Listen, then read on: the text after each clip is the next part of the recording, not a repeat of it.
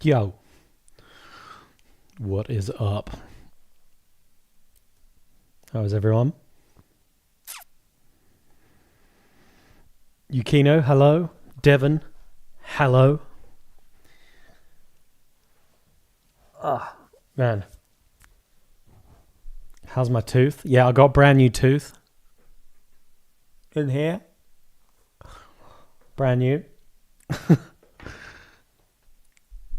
Small matter of it coming out at paintball, but not to worry. Not what you want to hear. But I'm doing good, thank you.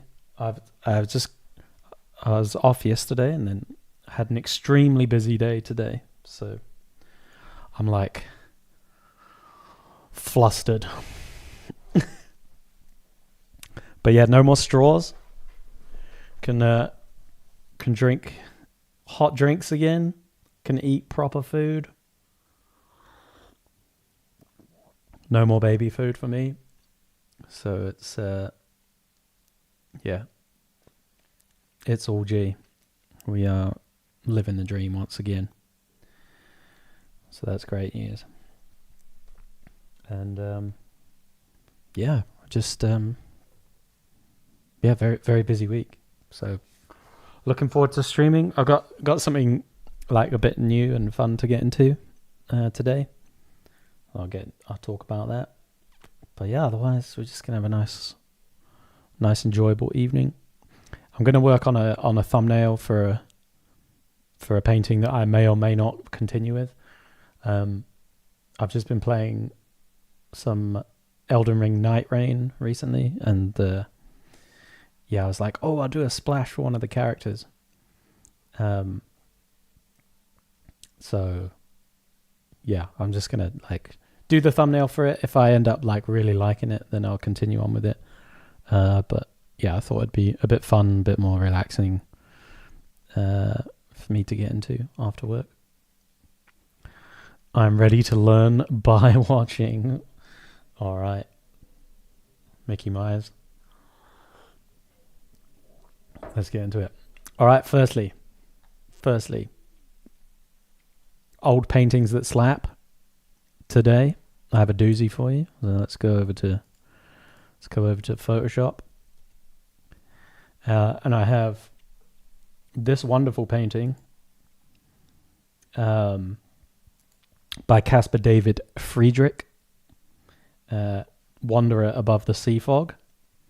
And this indeed is an old painting that slaps. It's painted in 1818. I just love it. It's really kind of very sort of fantasy inspired. And yeah, I just really like the composition and the fog and everything. It's really cool. And yeah, I don't know, it feels like really modern to me for something that's produced in 1818. I don't know if you guys feel the same about that, but I remember when I first saw it, I was like, wow, I can't believe that's painted in 1818. It seems like too long ago. But yeah, there you go. So that's today's old paintings that slap. It looks like a book cover. Yeah, it does. I mean, it's just like, I don't know. It just feels very, very modern. But like I said, I love the scale. I like the sense of like impending adventure. I do love a bit of fog and mist. So, and yeah, I really like the sort of value scale in the background. It's just got a very nice like sort of closeness to it, which is cool. So yeah, that is that. That concludes today's old paintings that slap. So let's get over to what I was going to work on today. So there is this character in Night Rain, this kind of lady, very angelic, that I've been playing as a little bit in the game, and I thought, I'll make a thumbnail for a splash for her on stream today, and yeah, it should just be like quite relaxing, quite easy, and yeah, I'll just see how it goes. If I end up really liking the thumbnail, then I might continue it for the next few streams, and paint the splash artwork. But if not, it's just for today, and then I move on. Yeah, just fancy doing something. I always get kind of inspired when I play a video game to then paint something. So the cycle usually goes, I'm playing a video game instead of painting, and then I get sort of inspired by something in the game, and then end up going back to painting, and then not playing the video game. So we're at that part of the cycle.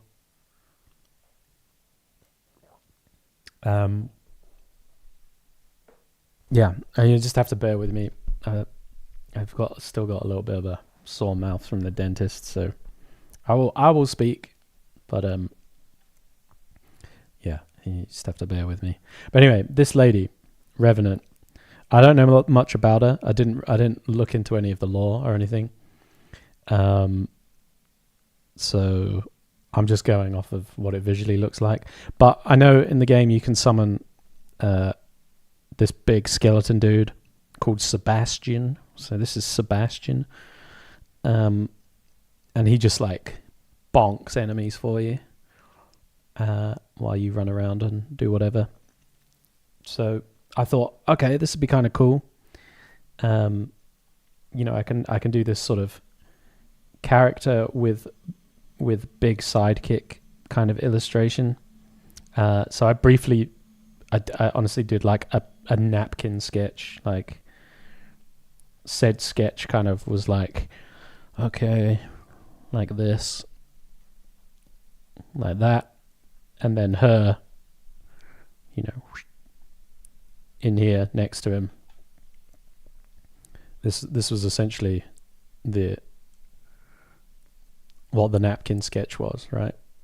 And I was like, I'll use the arm to sort of frame the composition, and then I'll have like both the characters sort of coming this way across, and yeah, it should have like a lot of I don't know, like forward energy to it. So that was the general idea. In terms of like the pose for her, I hadn't really thought about it too much at this point, and so on. So I'm just going to go through the thumbnail and I'll try some things out. Might rough in a couple of different poses and so on, and we'll just see how it goes. So based off this napkin sketch, I just went into 3D Coat. Pardon me. Went into 3D software, loaded up a skeleton, and then just quickly posed it into the composition. So this is that posed skeleton. And then I also just quickly rendered in a mannequin as well, just in case, just to sort of check the perspective of the character that I put in, and you know, potentially this is a placement for the character. She's not going to be doing like this T pose, you know, but that's just the sort of to keep me in check there with the placement. So yeah, I'm just going to kind of muck around on this and kind of work it up as if I was making a thumbnail for this. And yeah, I'm happy to take any questions and such as I go on. And yeah, I'll just get into it. And obviously I've got all my references here so I can check in on what Revenant looks like now and again. And I do like that Sebastian's got bare bling on him. So bling's always good. Bling's always good. It's a nice element in here that, you know, he can be wearing, but it also can help with the sort of movement. You know, if he's moving forward to like sort of grab at something, for example, then the necklace can be reacting to that movement. I always like stuff like that in the illustration or in a character design, I think it's very helpful for composition. Basically, like anything that the character is wearing that's kind of baggy. So like, our character's got long hair. She's got this kind of veil that goes down behind her, like a cloak kind of thing. She's got these ropes on her dress, necklaces, all of this kind of stuff is really nice to show movement because it's going to react slightly later to the person moving. And you can use it to sort of compositionally flow into a particular direction or, just depict movement, basically. For example, in this image here, with Chum and Theo Waters, using the necklace and the coins, etc., to sort of enhance the movement of the characters, even to a certain degree, the sort of, don't know what you call these on the shoulder pad, but even these kind of ropes on the shoulder pad to a certain extent are kind of swinging around with the movement, and it just gives you, something to help that along, really. So, and this is obviously like another kind of buddy illustration. This kind of splash, is nothing new about it in that sense. There's plenty of splashes that have this kind of like team up, small buddy, big buddy kind of thing. And I have done illustrations like this before, that one being an example, but I've done other ones in the past, so compositionally it's sort of something I'm familiar with, so let's get into it. And like I said, any questions that we have along the way, happy to get into.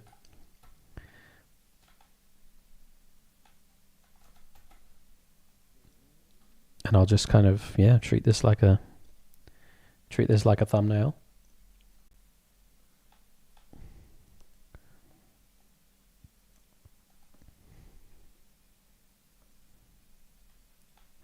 Be cool to see the whole splash process. I know it would, wouldn't it? It can take a while. Less so with a proper plan and no client. I'll tell you that much for free. It can take a little while either way.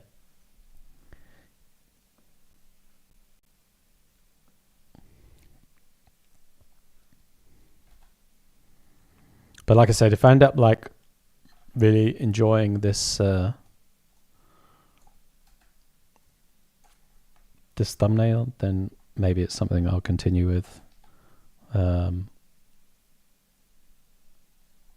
across multiple streams and maybe even finish it up. So it depends how brave I am.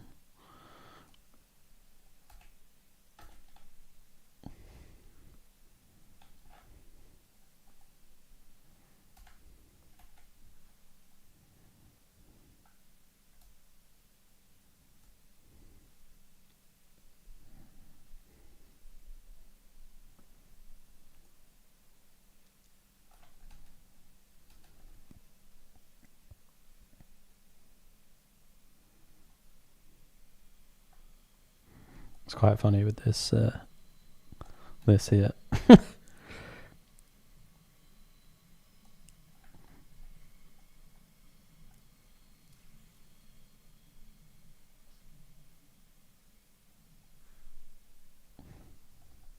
So let's have a little think.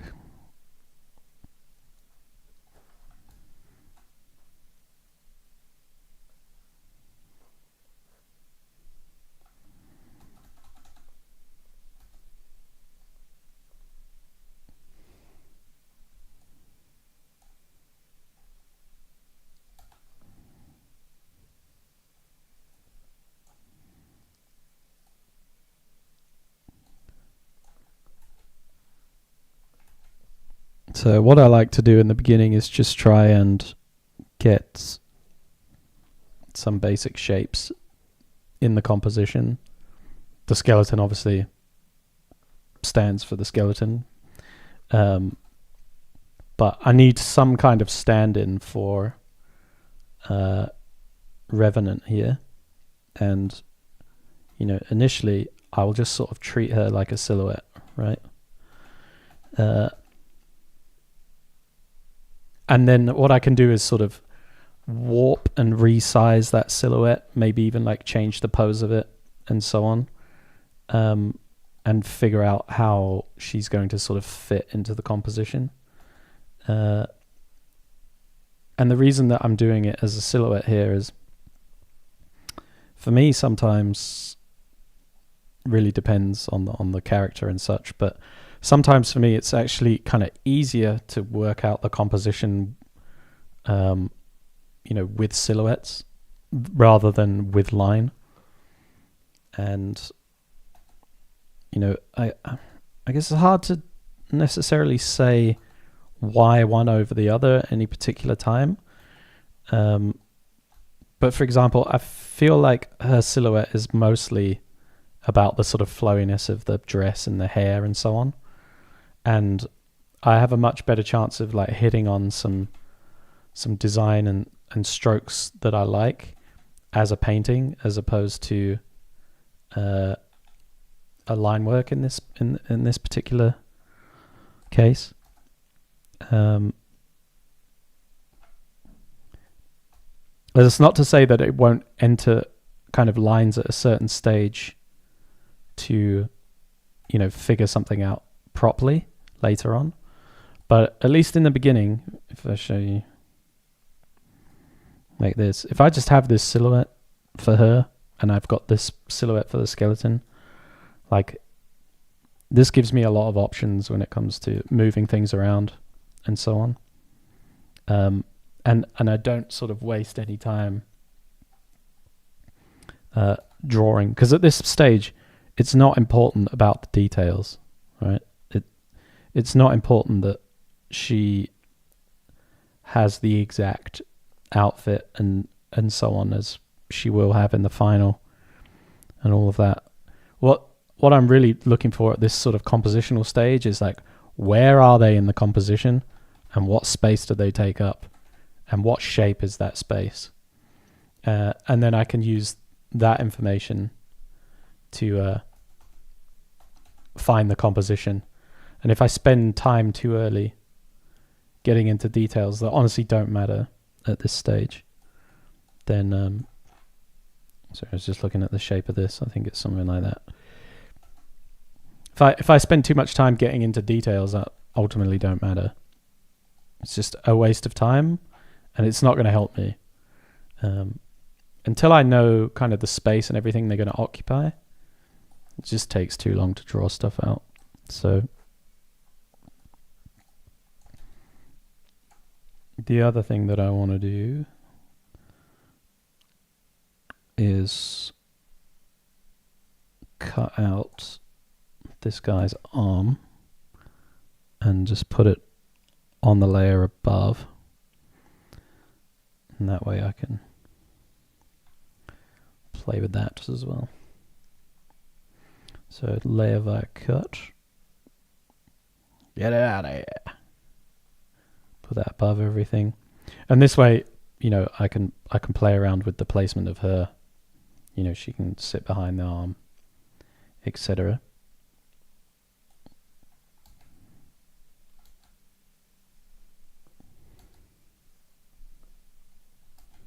Okay, Photoshop. Am I not on the layer with her?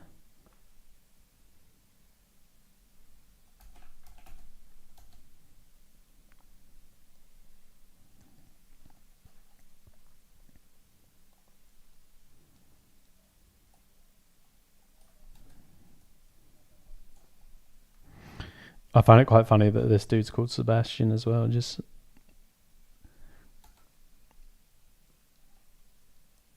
like, Sebastian.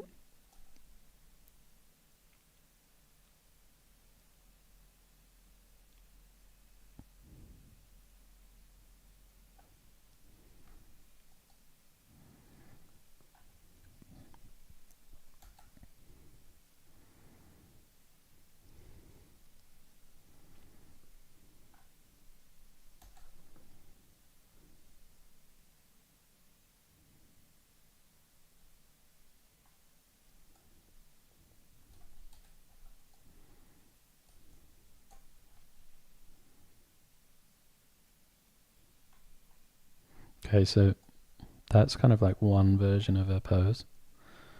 So let's duplicate that.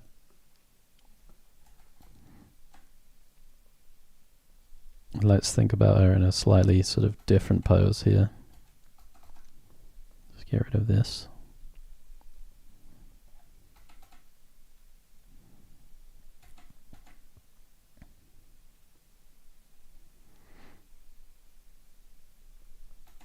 Try with something that has a bit more sort of forward motion, a bit more forward momentum in it.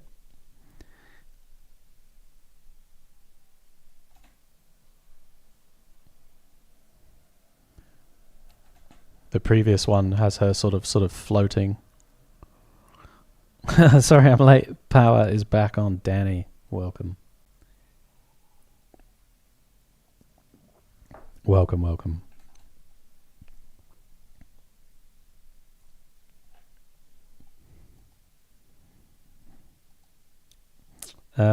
So the next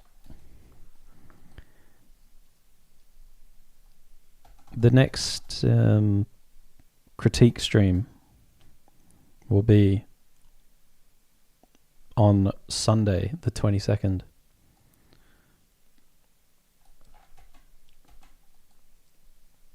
Sunday the 22nd of this month will be the next critique stream. I will let everyone know when it's time to post said images. So don't worry, you don't need to be posting anything just yet. If you want to critique, I will let you know when it's kind of submission open time for that.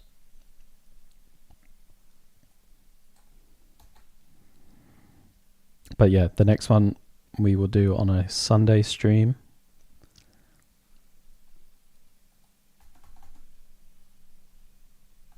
And that will be in a few weeks' time. So we'll do a longer stream on the Sunday.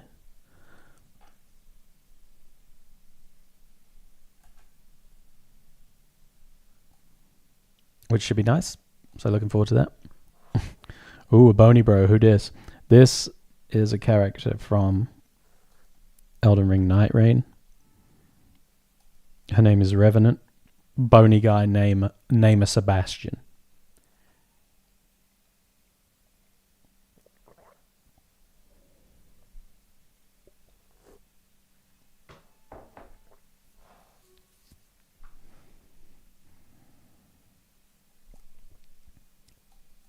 Hoping I can get Reek. Oh, nice one, Sarah. Yeah, cool. Well, I mean, even if it's not finished, that it'd still be good.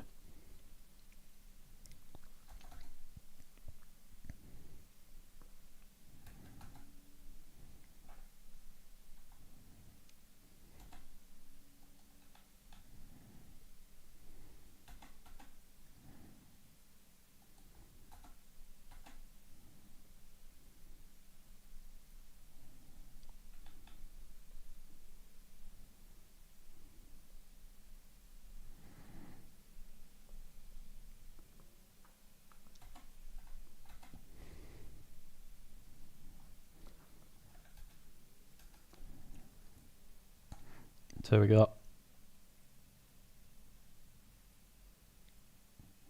floating with harp, and then kind of a bit more forward momentum, and then maybe we have something else. Try something else in here.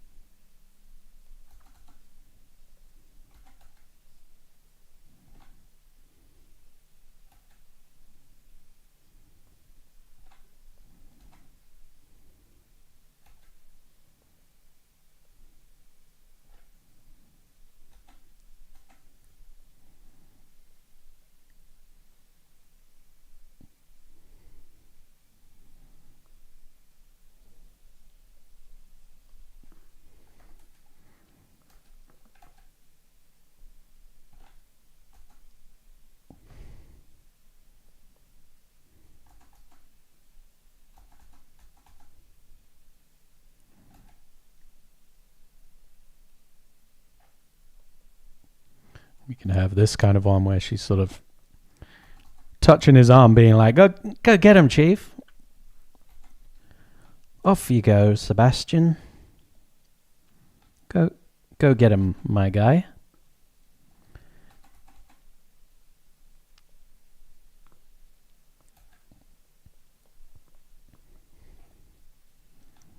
My Jude.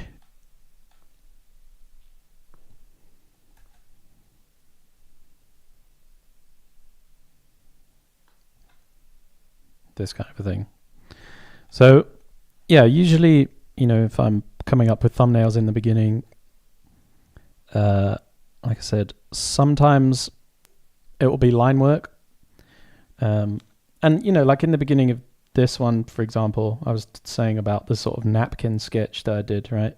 This kind of thing. Sometimes I'll sort of conceive the idea this way. And then in this particular case, I'm like, okay, I know what the skeleton's going to be doing. So I jump into 3D and I pose him. And then that leaves me open to, start to figure out what the pose of the lady's up to in this particular one. And, I'm now doing that in painting, but doing that as a silhouette in here.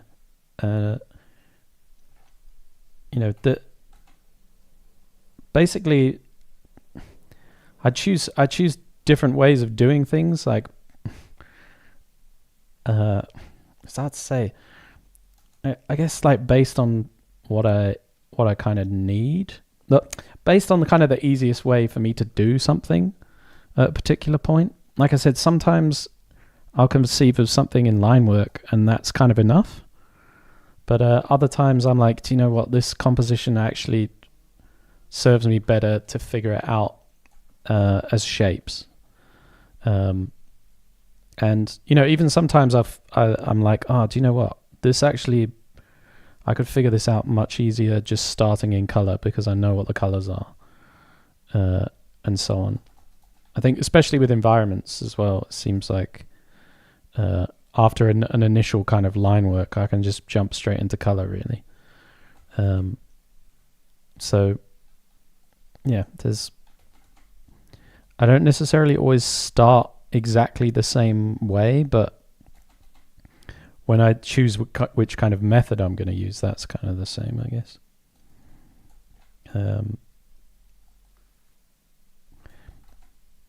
And the end result still produces like the thumbnail overall. It's just a different way of getting there every time.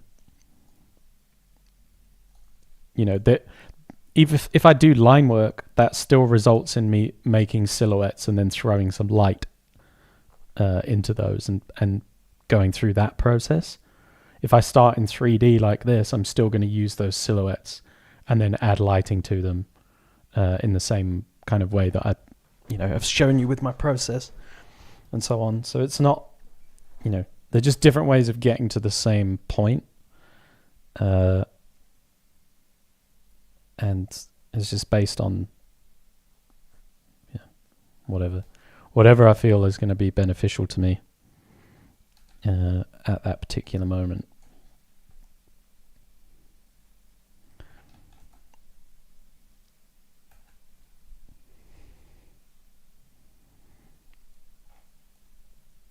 And like this lady, she's got kind of a simple silhouette. Like I said, she's mostly sort of flowy shapes, right? As a silhouette. So it's super easy to just note this, something like this down. And because I'm painting it, that has an inherent flow to it already, which is just going to help later on.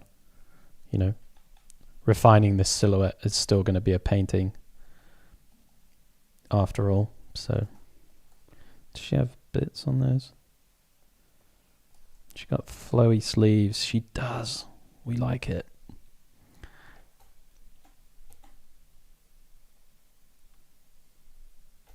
Flowy sleeves. Big win.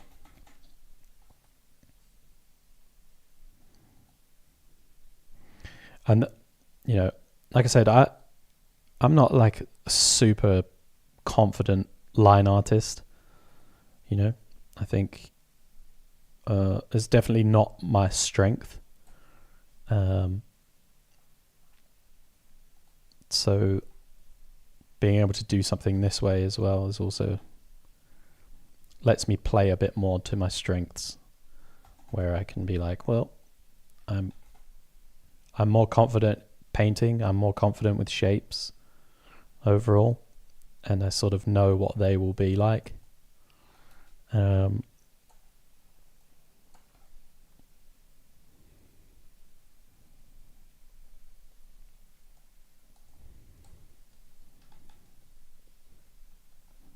So we just play into that.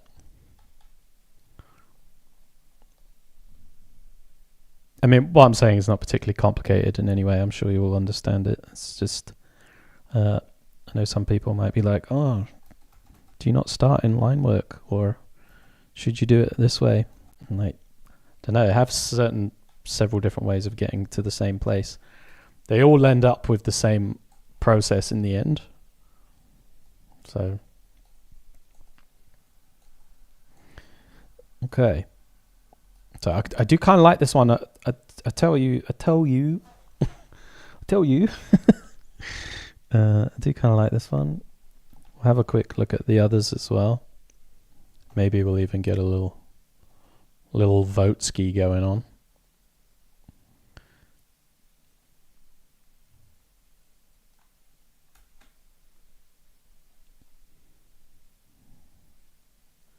All right. What do you think? I just want to get your opinions here. I'm not necessarily saying I'm going to choose the one that everyone votes for, FYI. But help. 2,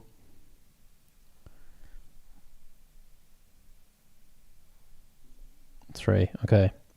So we got 1,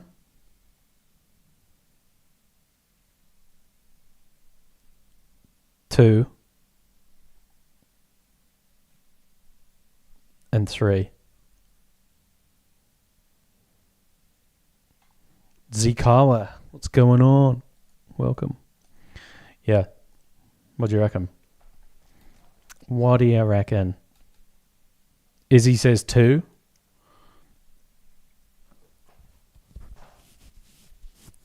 We got 3 votes for 1. We got 2 votes for 2. Lieutenant Danny says 2 or 3. I don't like how in 1 they're looking in a different direction. Okay. What about if in 1, her head was turned more in the direction that she's looking? 2 seems quite nice. Okay. Very mixed. Everyone's quite mixed on this.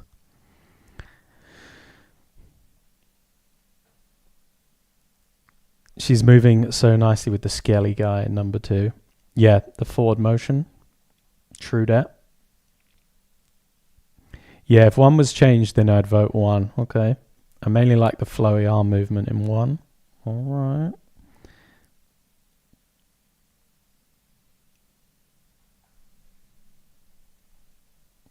What about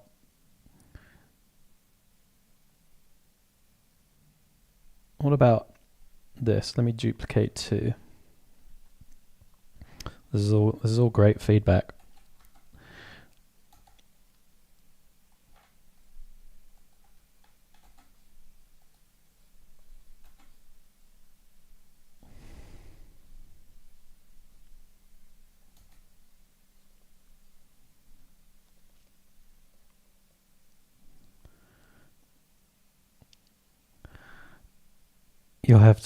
You'll have to executive decision it. Yeah, I like 1, but it bothers me that her arm aligns with his neck. Okay. Tangents.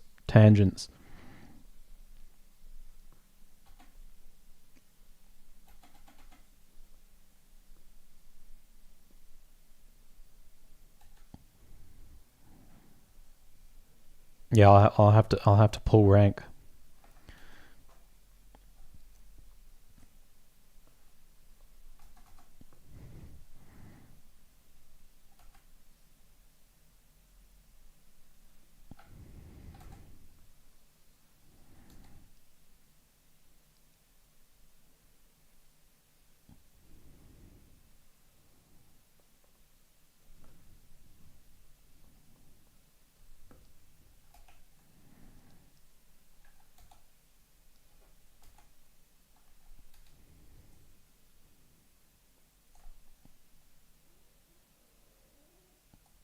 Okay, so let me have a little look. So on this one, let's see how the arm aligns with the neck. Yeah, okay, fair enough. Fair enough. I tell you kind of what I like and dislike about these. Get my thoughts in with here. So yeah, I agree. She should probably, look a bit more in this kind of direction. You know what I mean? A bit more forward in that. But yeah, I do kind of like that this flow here is kind of mimics that of the rib cage. So it's sort of, to me, sort of completes them a little bit. Like they share the same silhouette, which is kind of nice. Which is what I quite like about that. Yeah, this pose for the arm, for example, like we could alter that slightly in here. Or what I might consider doing is like with the neck, it gets a bit more of a spine, something like this. And then it's not so much of a going exactly in the same direction, although it doesn't overly bother me in this particular instance. But yeah, I do sort of like the narrative in here, in as much as she's sort of, we can tell that she's guiding him and like, it's almost like giving him the blessing to go get him. I do kind of like that with the arm on it. It's got a sort of tenderness to it, and I don't know much about the character, but she seems pretty tender, right? There's a sort of angelic quality to her overall, so there is that I quite like about it. Yeah, and Charvis says, I feel like they're connected and working as one, which, yeah, exactly. I think in one she has more commanding energy with the pose. Maybe it's the arm behind her. I really like the arm. I really like the arm on her facing away. I'm not really sure I understand what you mean. But anyway, so that's with this one. All right. Pros and cons. This is a kind of like 2.5, I guess. We got two. So yeah, I like the forward energy, but there isn't the connection that it has in number one. So 2.5 is kind of, can we solve both in one go? The forward energy, the forward direction, and the touch, and potentially there's another kind of version like this where she's much more along for the ride with him, being sort of pulled along as well, which is a bit more ghostly. So that's 2.75. We got 2, and then 2.5. Okay. With the knee down. And then, yeah, with 3, like, this one is very, let's say, it's kind of quite dormant in a way. Like, she's there, she's just sort of strumming the harp, and she's kind of floating along with him, next to him. And maybe this one could benefit from a little bit more a little bit more flow in the hair and the drapery and the dress.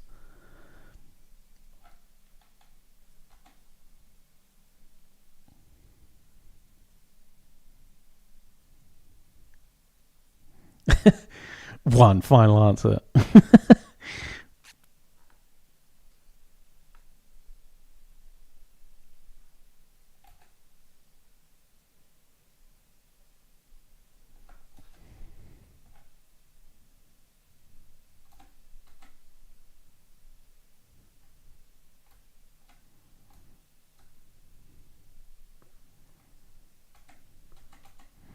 She's got a kind of ghostly, ethereal kind of quality to her.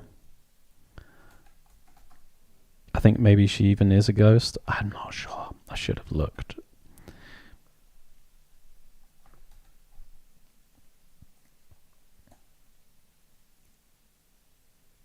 Locking in my vote. All right, nice. To something like this.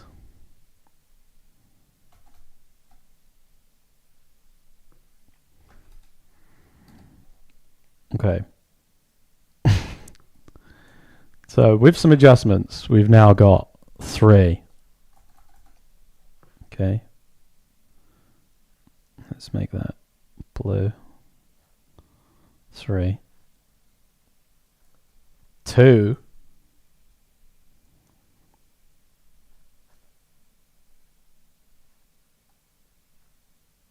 And let's make the adjustments to 1.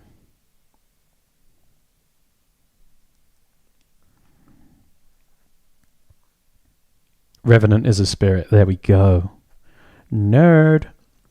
Brilliant. She's a spirit. Floating confirmed.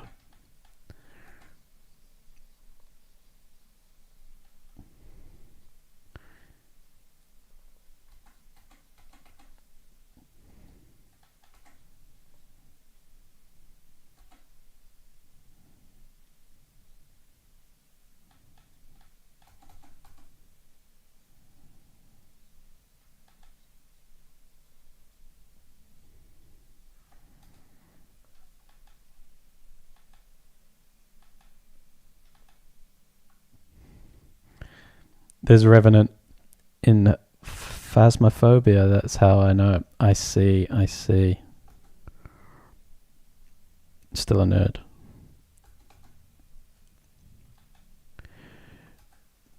Okay.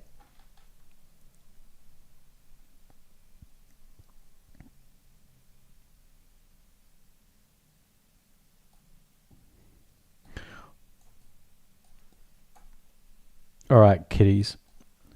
So we got 1, 2,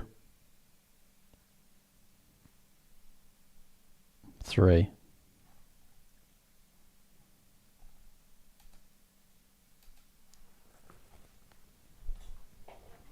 That's a witch. Welcome. Welcome, Dan.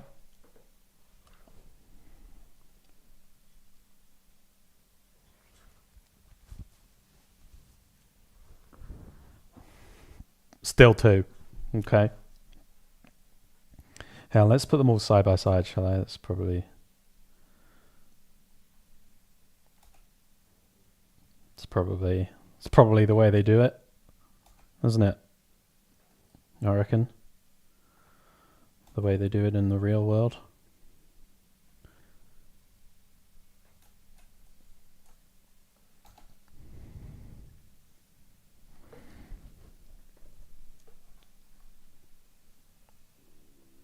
The real world out here.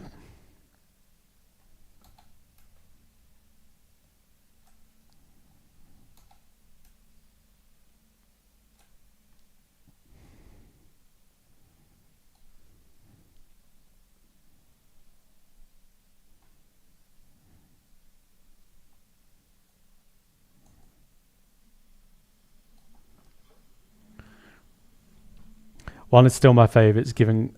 It's giving in control summoner vibes. Yeah, I think the connection is nice. about it.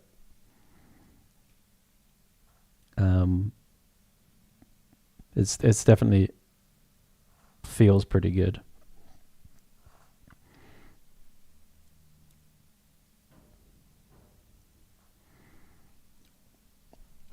Is he still? Is he saying still number two? One's getting a lot of votes. Okay, well, cool.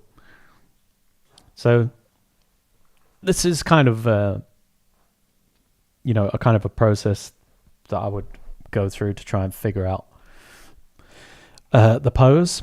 I wouldn't necessarily, depending on the splash. This I would maybe only pick like one of these to be one thumbnail. Like this, and these two would not make it to the kind of first selection. However, I might keep these in mind if the client was like, hey, can we get some variations on this pose within this composition? Then these are kind of explorations that I might do. But like on top of this, I might look to do variations on that composition. So basically turning the camera, I could do sort of something like this, where his arm is coming right forward and his fist like slamming down, and she's sort of here, and we're much lower to the ground.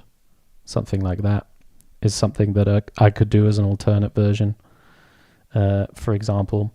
Or what could also be pretty cool is like a very symmetrical composition where he's above her like this, and she's standing there kind of pacing towards the viewer, and he has his arm and he's kind of leaning there, and the hands in front.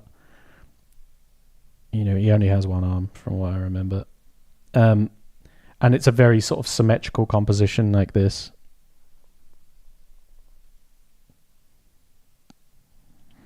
And this way, I'm not sending the client three very similar images. I'm giving them the choice of like, okay, we know we're doing the buddy composition, but there's several different ways that we could do this. These are three kind of very distinct options, right? This one, and this one. And then if they were to pick like one of these, this one, or this one, we could then go into a round of like, well, can we refine the pose? Like, we might want to try a couple of different poses for her within this composition.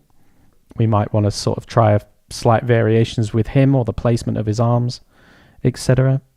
There's kind of a next step of iteration usually that would come into something like this, where we're doing that. Reason why I wouldn't just show these as three thumbnails without other ideas is that these aren't distinct enough from each other. They're not varying up the format. They're just iterations within a particular composition. But as I'm only doing like one thumbnail right now, this, I've done three variations here for us to look at. But this is kind of like stage 2, if you like, really. And that's if they even ask for those variations at that point. They might just be like, see this and go, yeah, cool. That's the pose we want to go with. So on. Literally never happens like that, but it could. And yeah, that's when we would enter this kind of stage. And even seeing this variation and this variation, they might still circle back to this. It's more about just covering bases at a certain point. And or there's like extra narrative that comes into it that you're unaware of, and so on and so forth. So, that's that. But like I said, if I was doing 3 thumbnails, I would do what I'm going to do on this one, and then I would, get back into the 3D, quickly put the camera in a different position, change his pose a little bit, render out this version and this version, and then make thumbnails for those, and that will be all three of them in the end there. So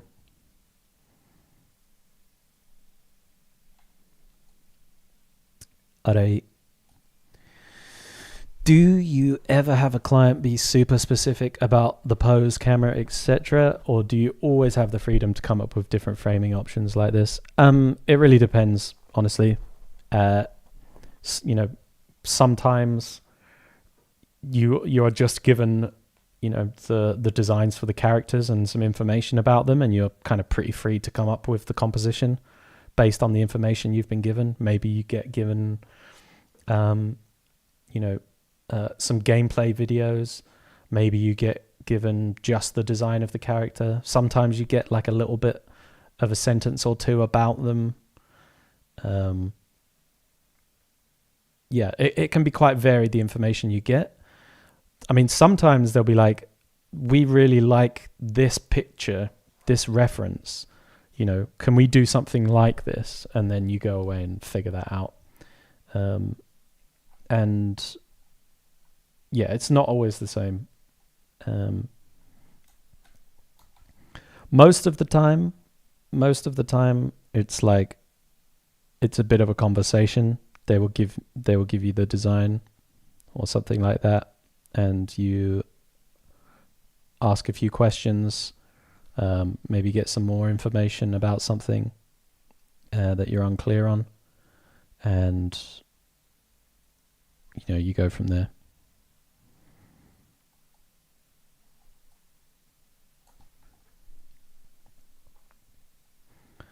Most of the time, though, you get kind of some amount of information, the design and so on, and maybe a sentence or two about them, and then you're pretty free to come up with something. I think sometimes they're less specific because they want you to kind of come up with something based on what you think about, and so on, because they might be like, hey, we're actually like super familiar with our own character, and we just want to see, what's a way that they could be portrayed that we really haven't thought of, and so on. So yeah, there's always that.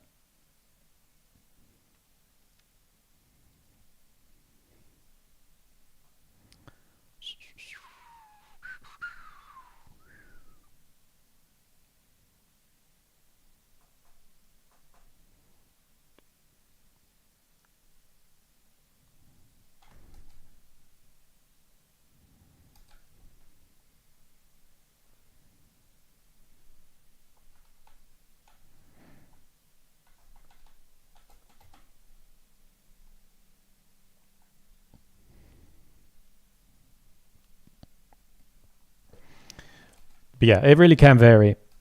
Most of the time you get that sort of mid-range amount of information. Nothing too specific and nothing too...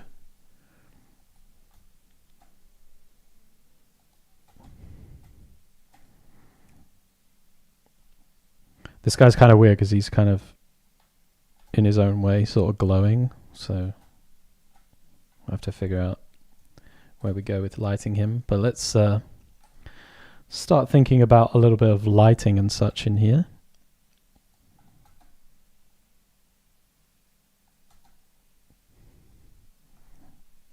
Sort of guide the composition like that.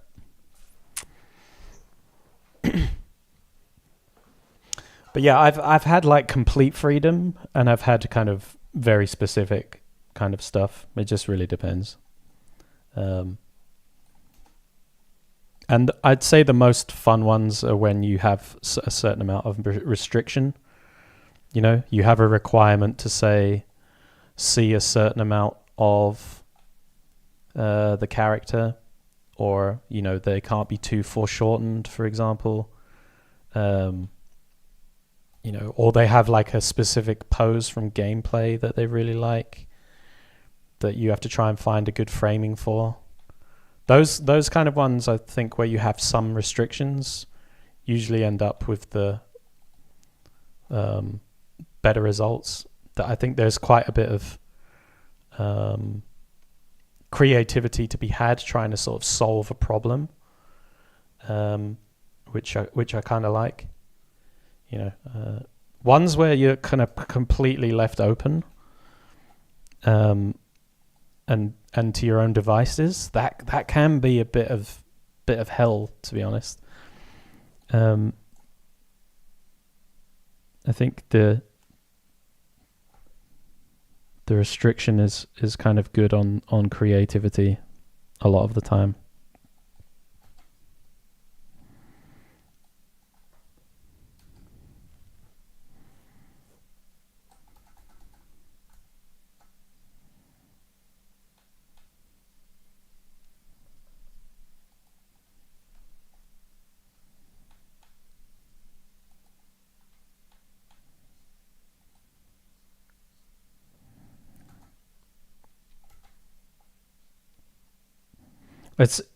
I kind of feel like it's like the question if someone asks you like, yo, what's your favorite song? Or like, what's your favorite movie? It's kind of quite hard to answer that in and of itself, right? Because there's too much choice and you sort of get paralyzed by the choice of it. But if you were to be like, what's your favorite horror movie? And like narrow it down, something like that is a little bit easier to answer. And I think the briefs are like that for me.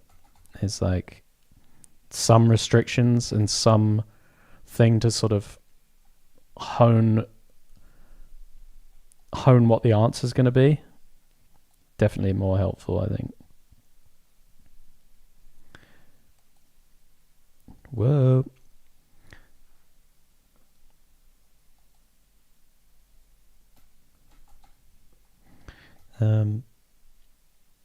Other times you get something and it's very open and you're just like, oh hell yeah, I know what I'm going to do for this. But not always.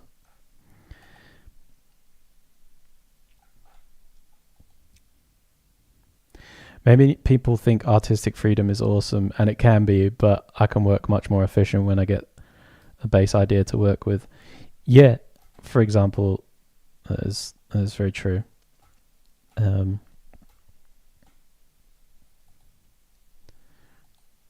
It just depends. Sometimes inspiration will get you, with a particular character. Like you just see the character and you're like, oh yeah, I know what I'm going to do.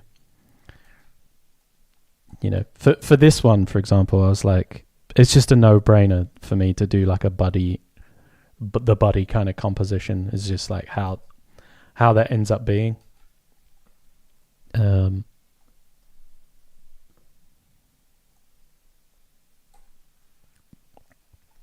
Buddy.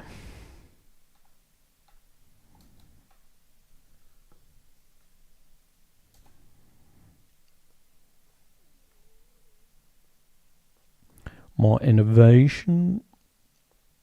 Yeah, I mean,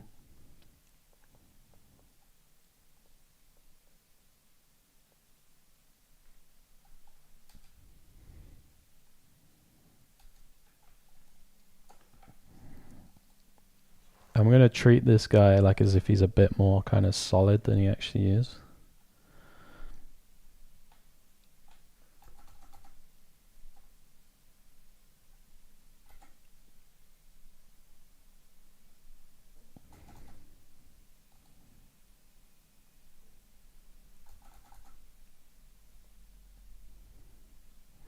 Get some spectral bullshit going on him.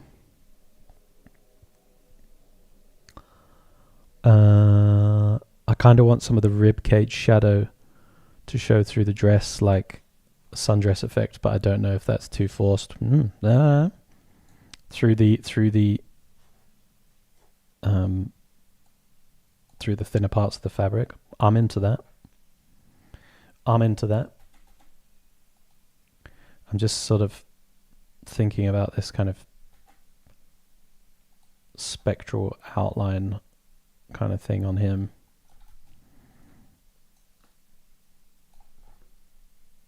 And then I'll take a look at that.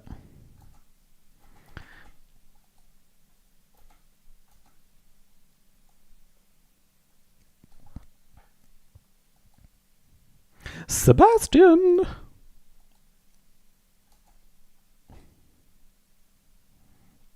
Yeah. Do you think that's funny that he's called Sebastian? I was playing the game and it's like, oh, you can summon Sebastian, Frederick, and Helen.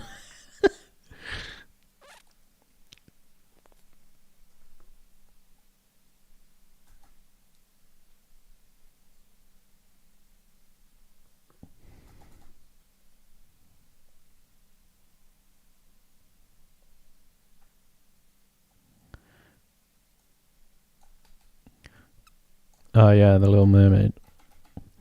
Sebastian. Yeah, I think quite funny, like Helen. Helen's like a sort of nimble, sort of sword fighting spirit lady that you can summon, as well as this dude. Another dude, but I just find it really funny.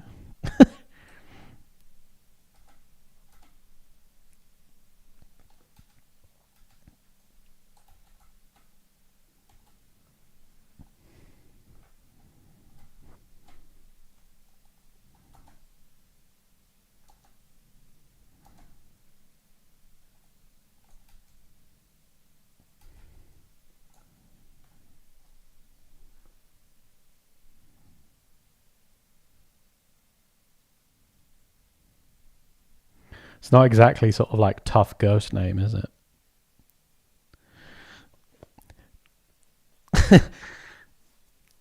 Helen is crazy. It's like such a common name.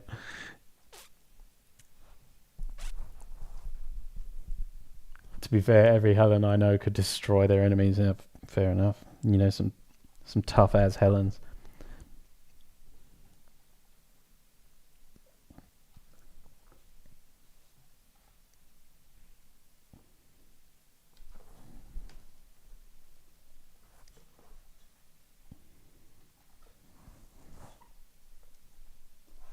What are your favourite movies? Shh. Shush. Shush. It's tough. It's too hard to answer.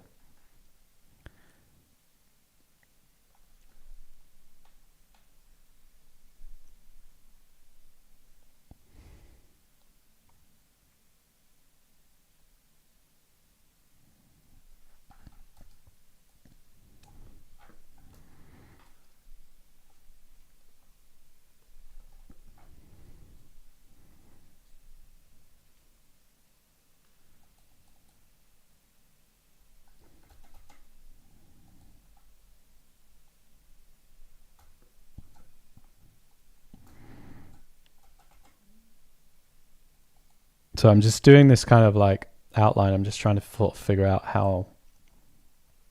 You see how Frederick is like this. I'm just sort of trying to figure out a kind of painterly way to represent that in the thumbnail. Because it's going to be important. The lighting, you know, she's such a light figure, and then he's like this. I'm just trying to figure out like a way to show this, but still keep the values in control.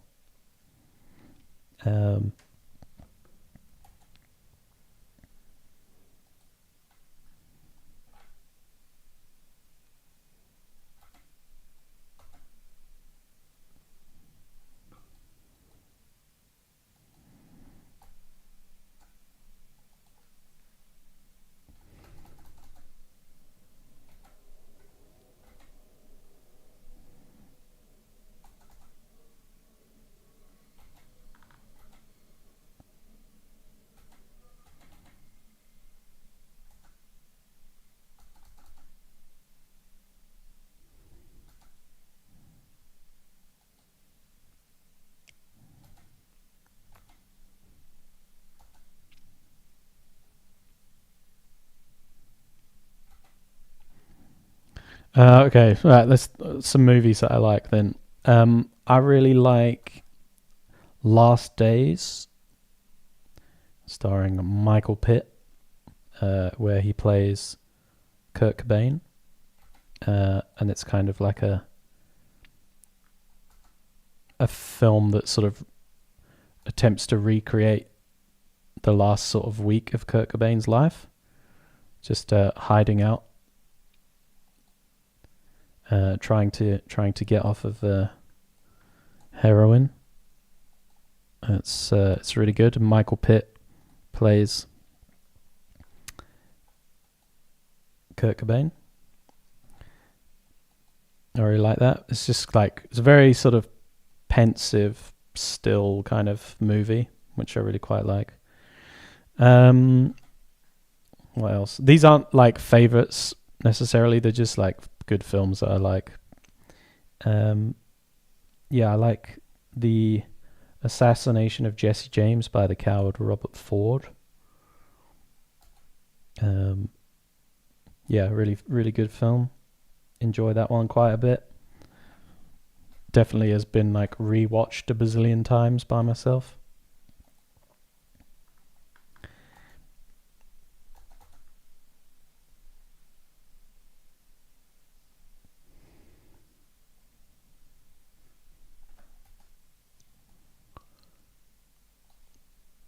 Starting a new piece today. Yeah, we're just doing some thumbnails. I may or may not continue with this past today. I just felt like doing it. So you can watch the beginning to hear all the explanation. I'm not going through it again.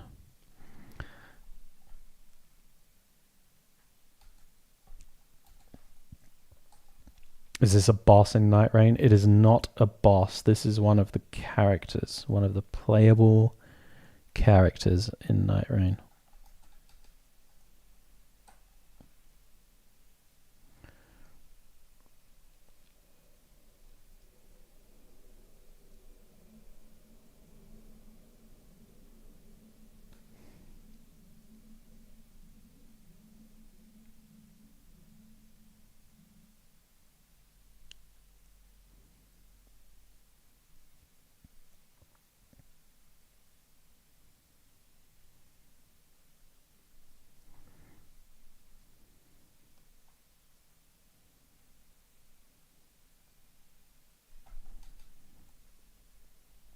Kind of like the idea of making him like a little bit more solid than he kind of appears in game,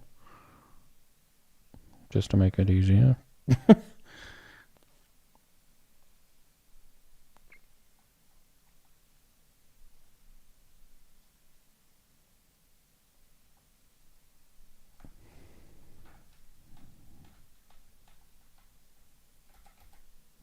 Very technical in terms of lighting.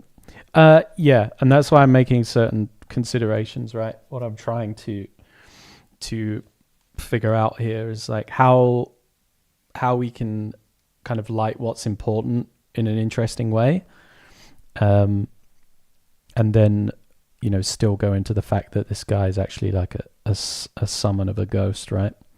So my theory here is that you see on the head, he does have he essentially, if you take off this kind of normal map based lighting that's on here, he is just a skeleton that is the kind of like grayed out, right, with a big hole in his head. So this is something that I'm thinking of leaning into and having a little less of this stuff going on, and will actually sort of make him ghostly in like another way in the image, and that way I can sort of treat his head a little bit more solidly, and we can light it a little bit more normally in that way. That's my thought process there.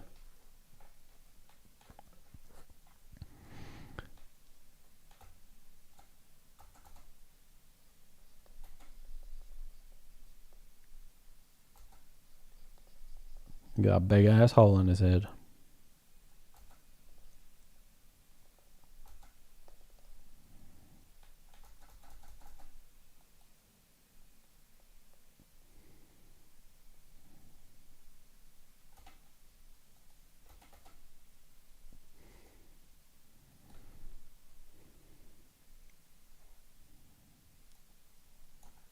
Yeah, so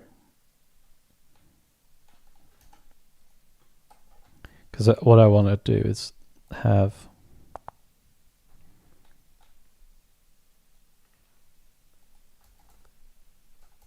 cast shadow. Cast shadows. There's, if you want to know more about cast shadows, we talked about it on the last stream. You can check the VOD in the playlist. Find out all you need to know about cast shadows.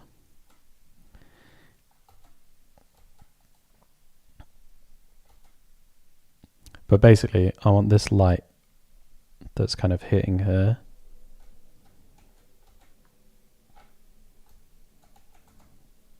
to be like strong cast on him. So we can sort of drop the bottom half of his face into shadow a little bit. Focus a little bit more up here. And yeah, I do really like sort of cutting off lighting. I think it sort of really helps to place things in three-dimensional space. And, you know, lighting isn't always perfect. And like having things that are sort of cut off by, you know, cast shadows and lighting and so on, to me just makes things feel a little bit more placed and real in a way.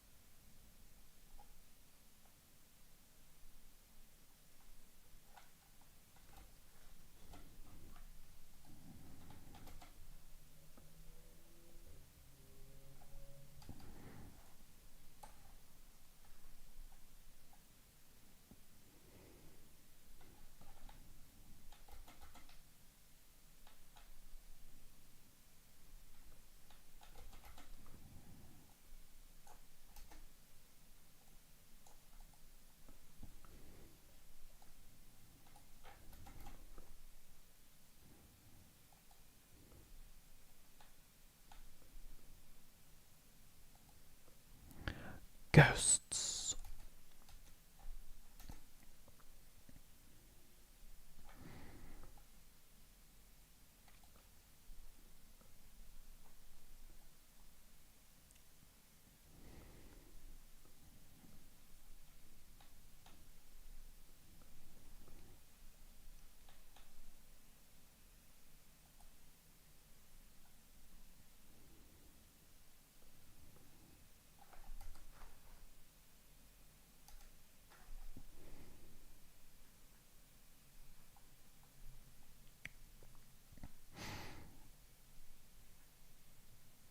So the other thing that you got to play around with here in the value range is that she is wearing white. So you can only go so dark with that.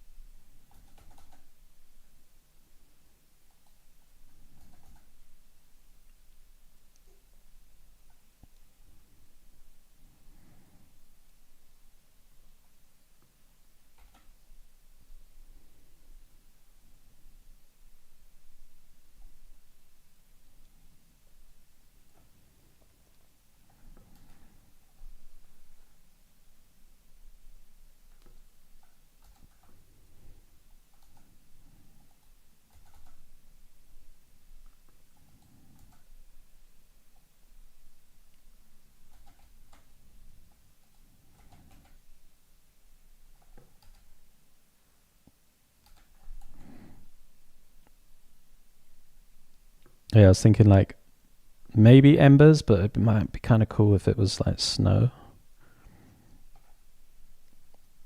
This, again, bringing in like a bit of wind and motion just gives the piece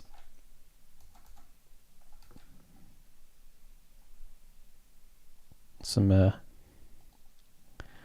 free movement. You know, I do love bringing like weather and stuff into a piece. I think all of that stuff is very, well, it's very helpful for movement, but it's like very cinematic, you know. And I do like that in a splash where you have these kind of cinematic elements.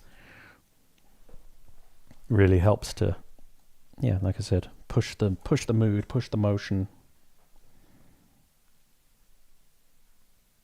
It's free real estate. But yeah, it really is when it comes to that. You get some wind in the piece, boom. You get some wind in there, bro.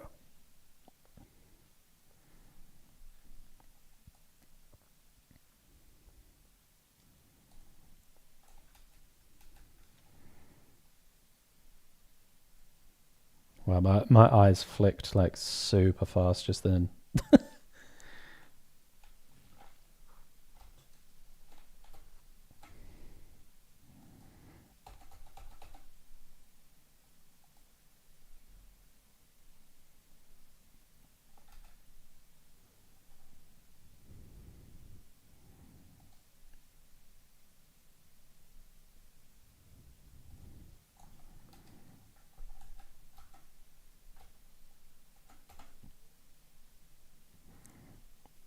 So I'm bringing in this lighter value in on him because obviously he's going to be a bit more like spectral, right? He's got this kind of ghosty thing going on about him.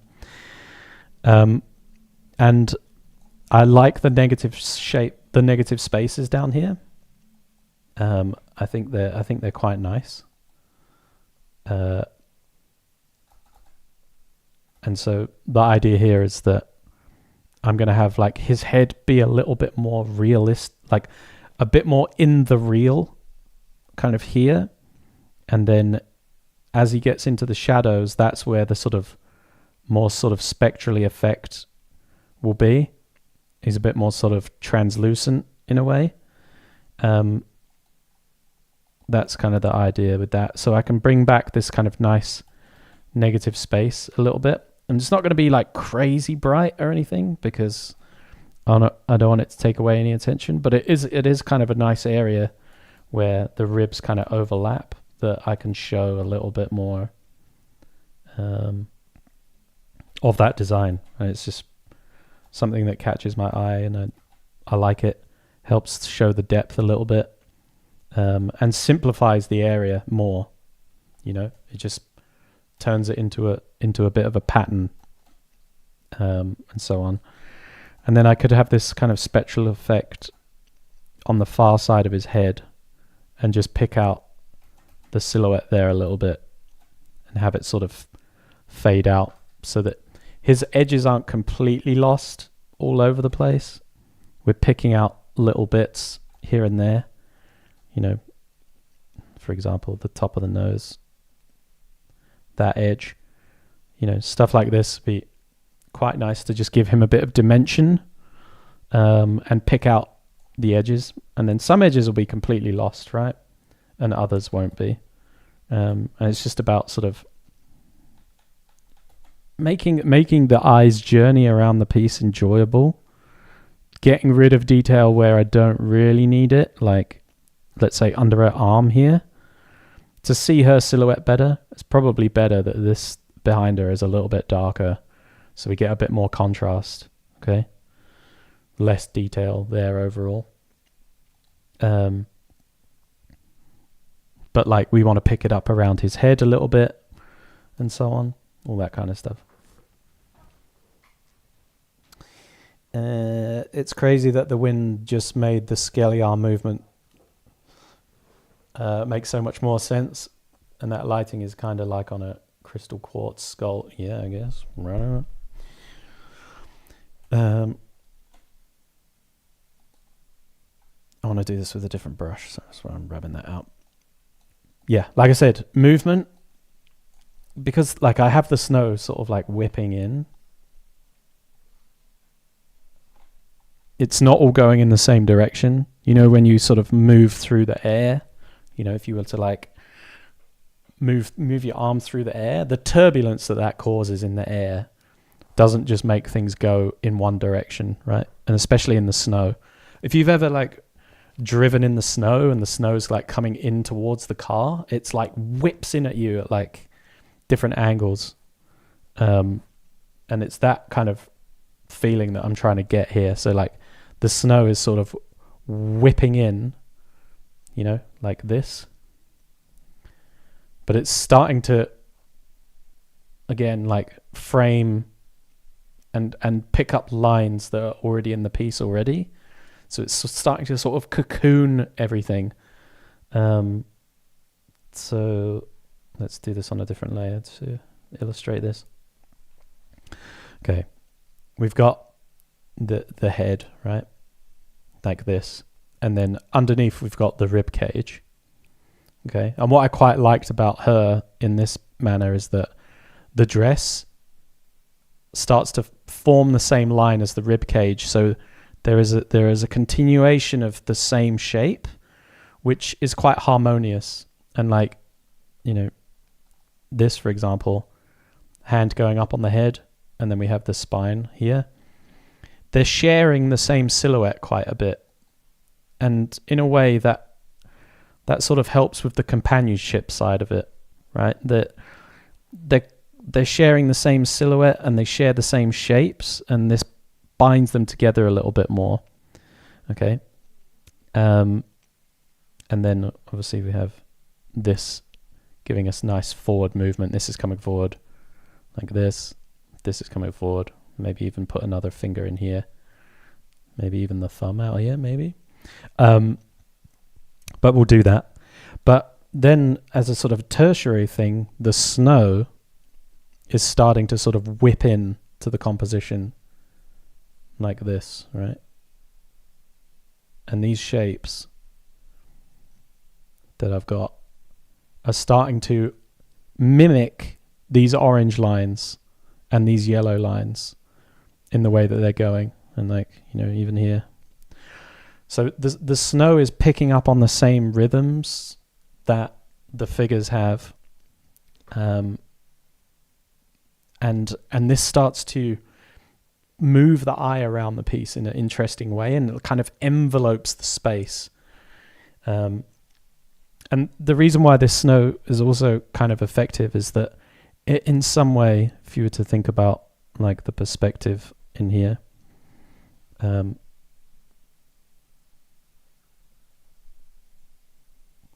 the snow in some way is starting to mimic the perspective in that way as well. Which that's why it starts to look like it has a bit more space and makes like the motion of the arm make a bit more sense, because you're essentially giving the eye the perspective grid without actually, you know, putting the grid in there. So it starts to, it's kind of a little cheat, a little trick. If you can have something in your illustration that kind of mimics what the perspective is, you're going to feel the space in that illustration a lot clearer. And the weather's a good way of doing that. Yo, Asta, what's up? Tuning in from the office. How we doing? Yeah, we're good, thank you. I've been inspired by your fantastic night rain thumbnails to do my own.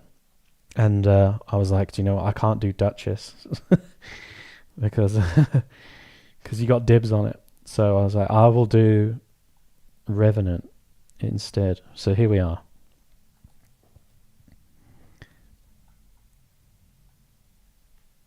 What are we doing, Revenant? Yeah, exactly. Like I said.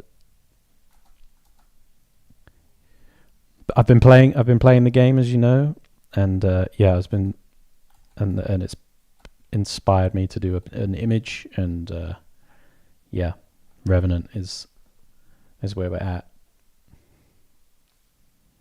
Where we're at with that.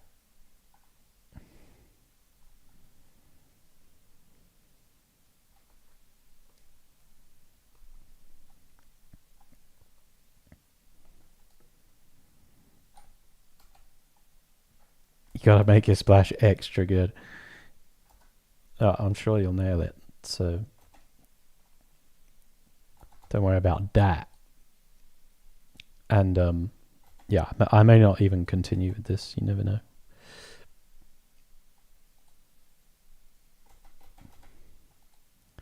You know what I'm like?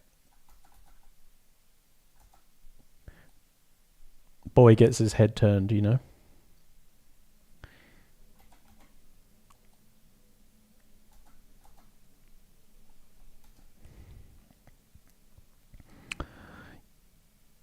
Peekaboo. Hi, Alex. Hi, chat. Hello. Nice one for tuning in. Welcome.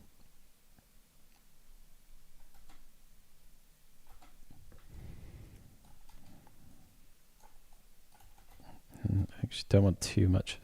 So I'm being kind of sparing with this rim light. It's very tempting, right, to just be like, ooh, ooh, ooh, ooh, ooh, ooh, ooh. But what you're doing while you're doing that is you're drawing attention. Okay. And I think it's always better to err on the side of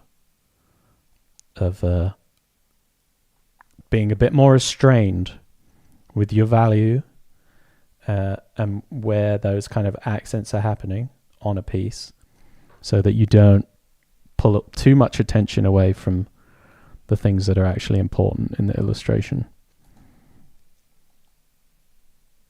You know, I want her to be the read number one, and then him second read.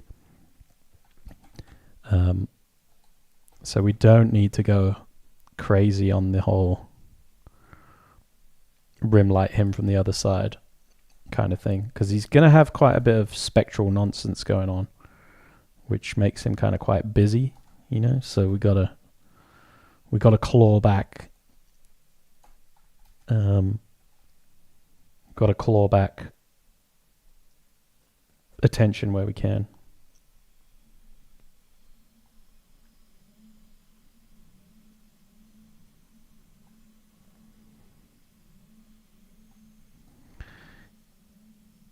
Am I feeling better? Yeah, I'm definitely feeling better now that I have a tooth again. Yeah. Yesterday I had like completely numb mouth full of blood and stuff after the dentist. But I just played video games all day yesterday, rested up, feeling a lot better today, but I had a super busy day at work, so I'm feeling pretty bushed, but I still wanted to stream, so we here. How long will I be streaming for? Another hour. One more hour today.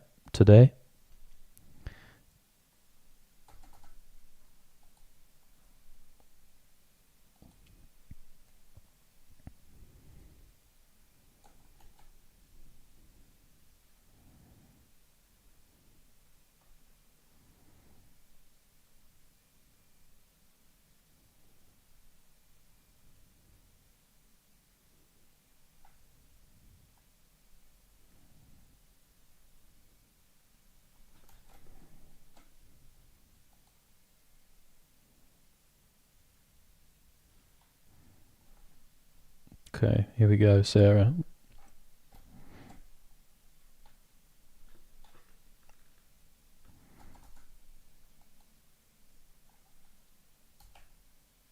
You wanted to see ribs through the dress? Well, here we go.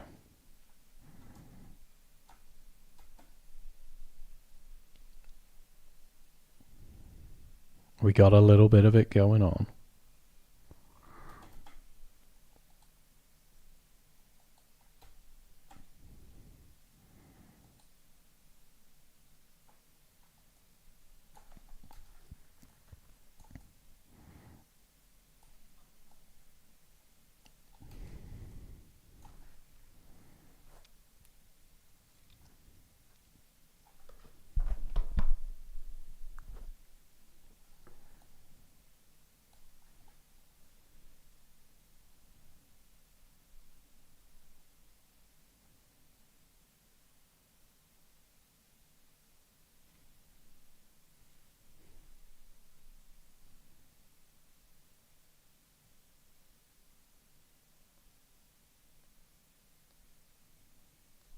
Okay, let's duplicate this quickly. Duplicate!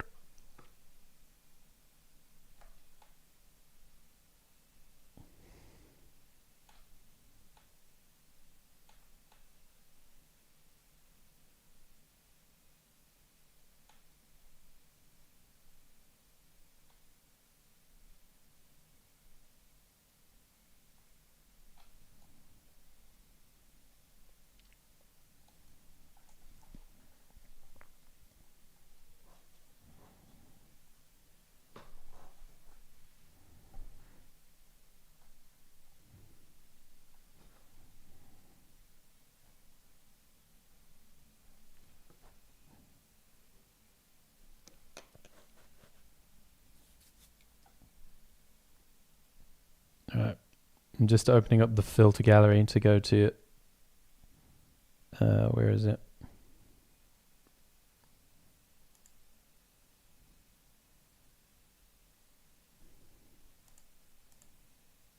Where you at, bro? Paint daubs, there we go. So I'm just paint daubing the skeleton.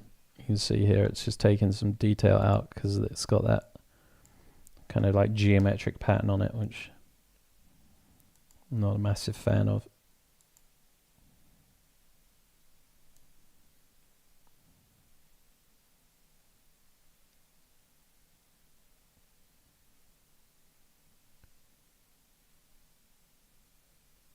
So let's just take some of that out. Boom.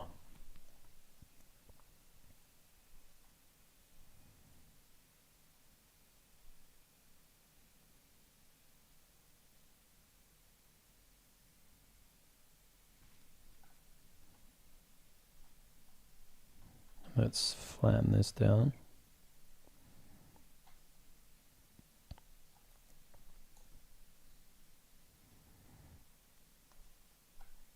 Let's flatten this down.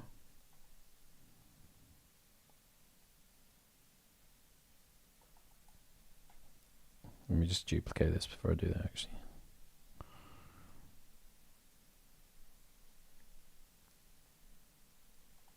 Merge layers.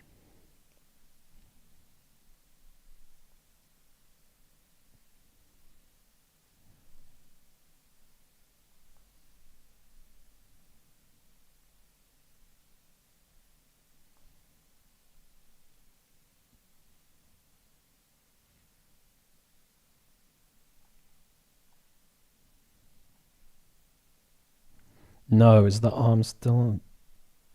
Am I dumb? Yeah, I'm dumb. Hang on.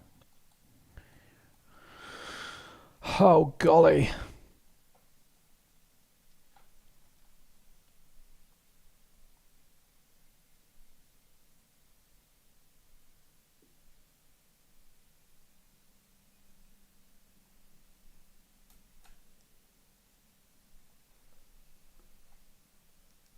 Okay, merge those layers. Turn those layers off. Put that there. Delete that. Turn snow back on. Put snow on blue. Move blue here. Okay, we're back. We're back in the room. What's the story for this piece? It's a character from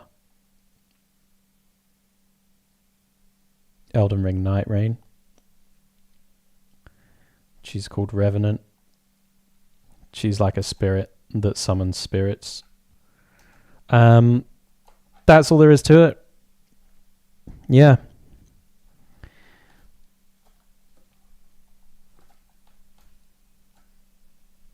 And I'm just doing a thumbnail. I thought I would do a thumbnail on stream today just to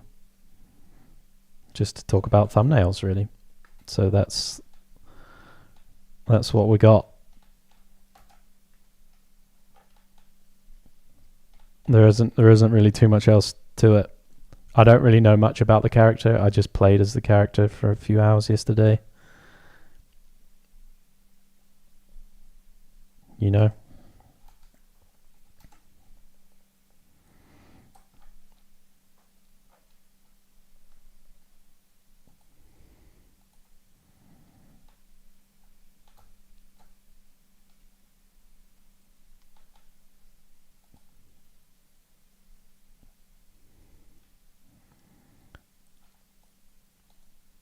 Yeah, it's this lady. It's this lady and this guy, Sebastian, and Revenant, and they just hang out. They just hang out together. There's others. There's Helen as well, but and Frederick, but yeah, just her for now.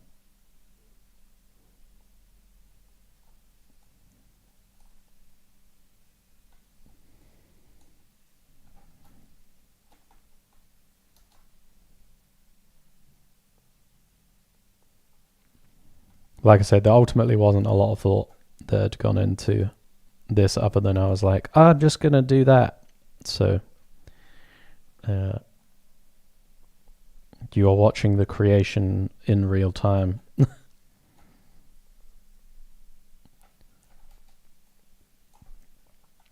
There was no pre-planning so much as like a napkin sketch and then this posing the skeleton and then the rest of it we've done here live.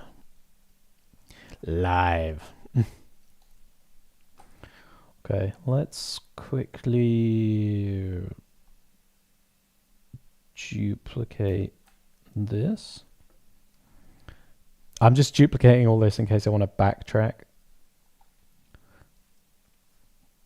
Sometimes I do something on stream for a while and then I look at it afterwards and I'm like, what the fuck did I do there? And so it's good to have the option to backtrack should I need it.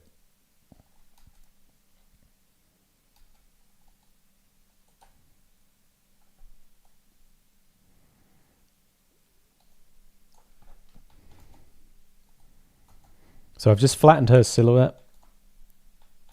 This way I can kind of work in it as a flat thing and just sort of paint values in right now. There are other parts to her outfit. There's kind of like these longer kind of stringy plait bits at the front. So I want to get some shapes for those. Et voila. And yeah, essentially just paint into this a little bit to sort of make sense of the planes.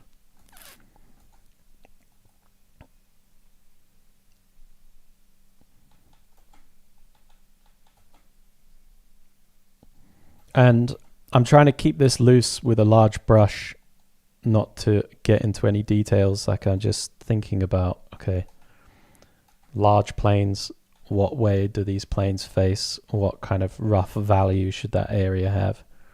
And go from there. You know, this is something where once I've kind of painted into it a little bit and like figured out the main flow with the pose, then I might like draw over it to get, you know, facial details and that kind of a thing, and split things out onto their own separate layers and so on and so forth. But I'm keeping my brush large right now. It's not about details. General to specific is what we always say here, isn't it?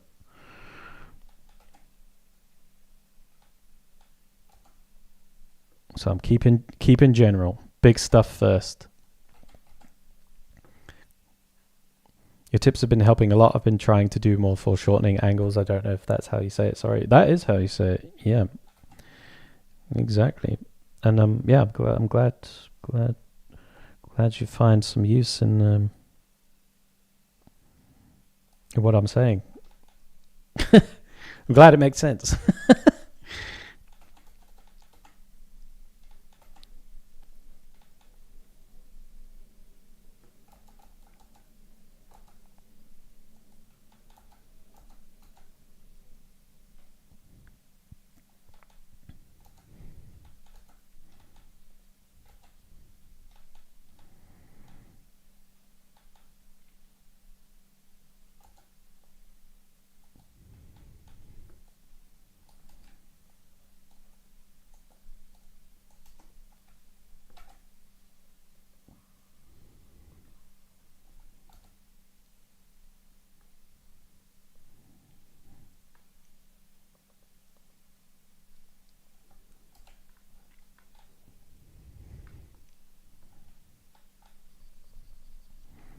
It's quite nice and freeing being kind of broad and loose like this as well, and just thinking about large shapes. And you kind of you hone in on the answer bit by bit. You are essentially dealing with the broad issues first, and you're slowly honing in on a place for the details to sit. The details, if you set them up right, should be the easiest part. They should have a place to sit, and it'll be really simple to add them in and paint things up. But you got to set them up right. So big shapes, large proportions, no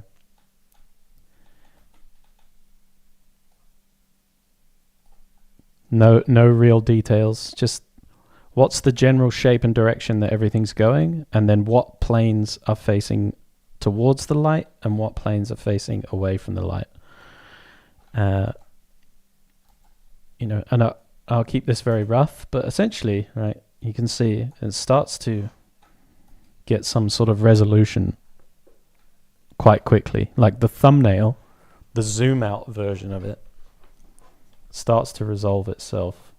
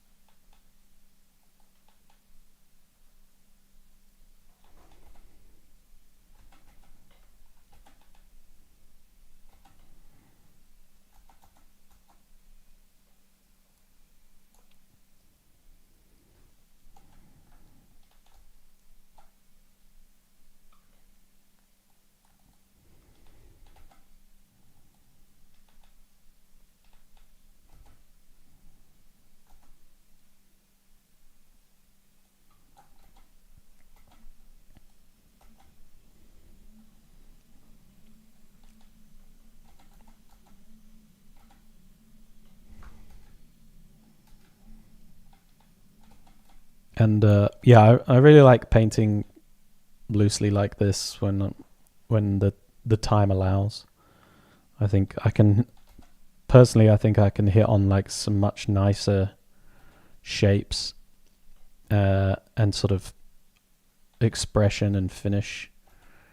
When I can be a bit more free and loosey goosey like this. I think if I was to like draw this pose out, I'd be somewhat like limited by my ability to draw those things. And I feel like drawing, at least for me, is somewhat of a slower process. So there's like less energy involved overall because I'm like concentrating on certain things. Whereas when I'm painting like this, and being kind of loose and broad with the strokes, I can, be kind of broader and less. It's kind of a bit more inconsequential, I guess. I can try lots of things out. I don't know. It just feels a bit more freeing to me.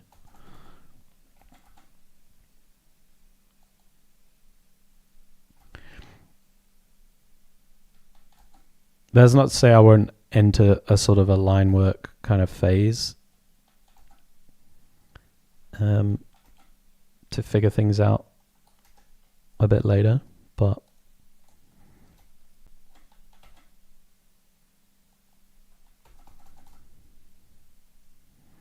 and then I'll have to re-establish the lighting on this a little bit because where I've painted things out, we've lost the kind of shadow edge, but that's not to worry.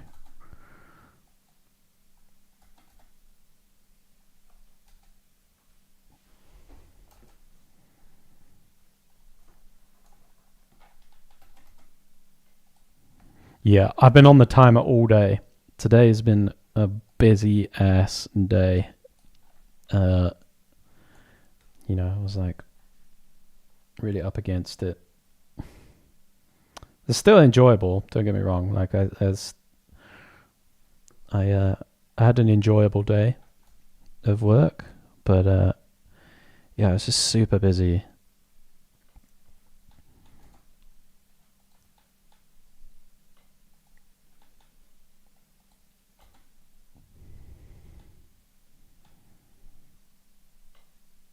I was switching modes quite a bit. You know.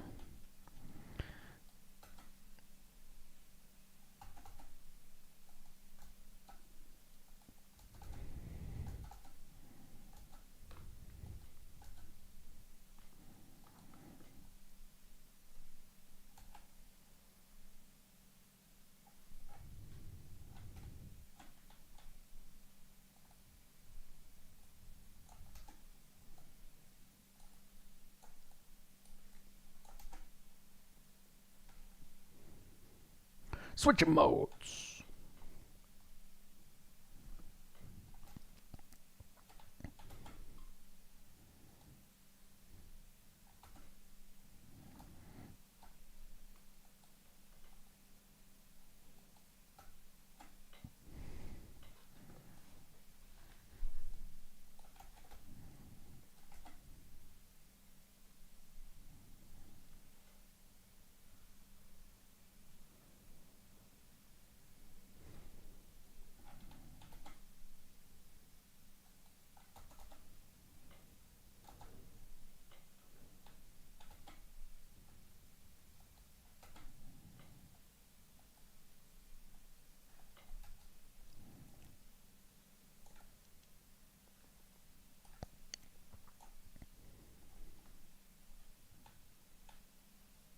Is that rain? Oh, thank God. Sorry. I'll be back 1 second.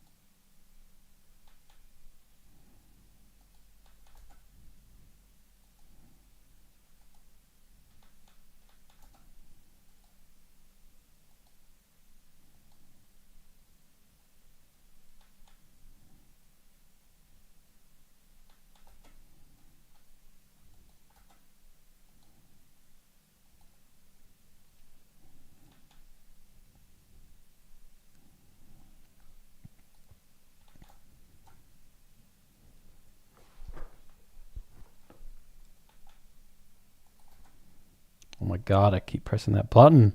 So annoying.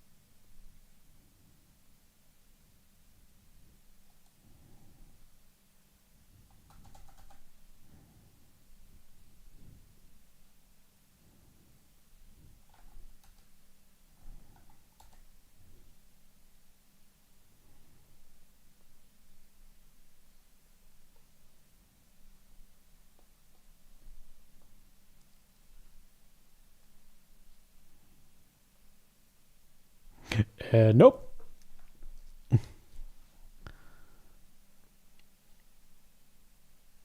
Sorry, my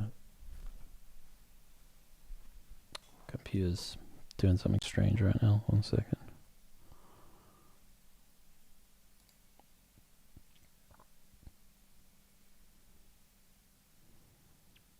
Computer's doing something strange. I'm doing something strange.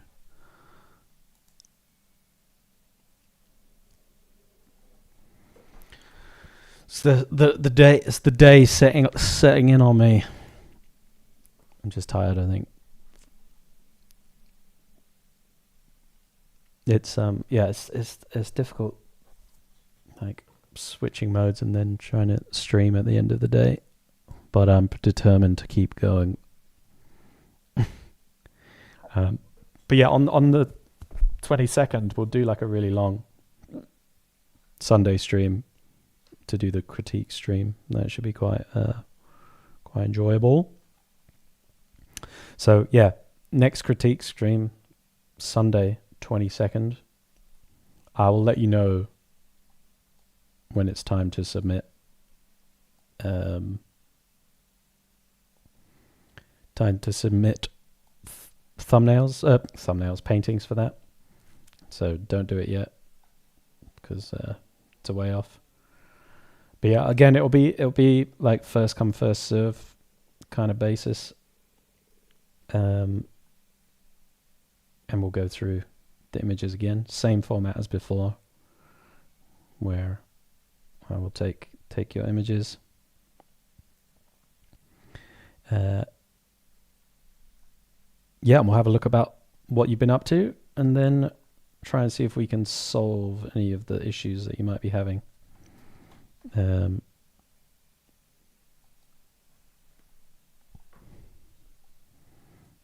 Whoop, did not mean to do that.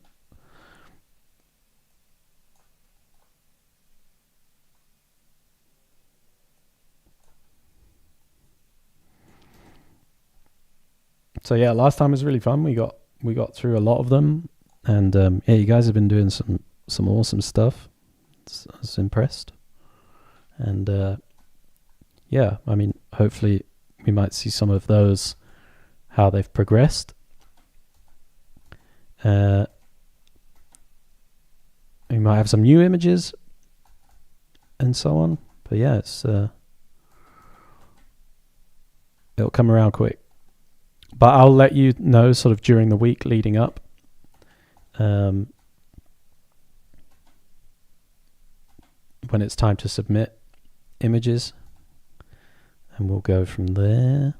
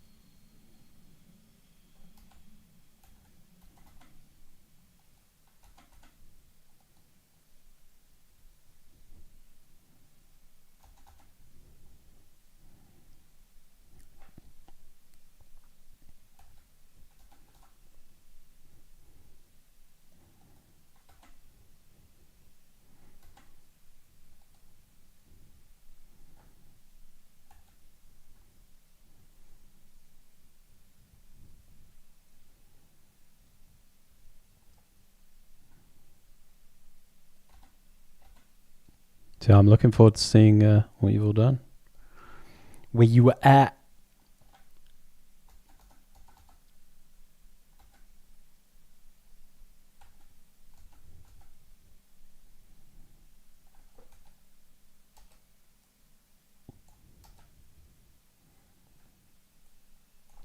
Just trying to get some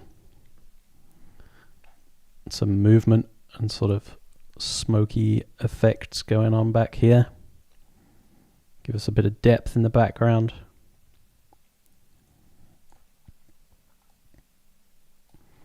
Maybe even get a bit of a darker sky going on.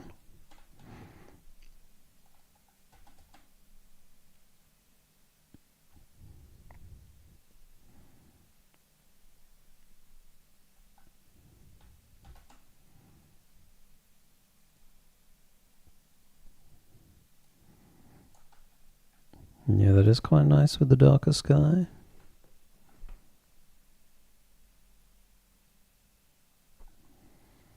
Certainly gives our boy Sebastian a bit more pop.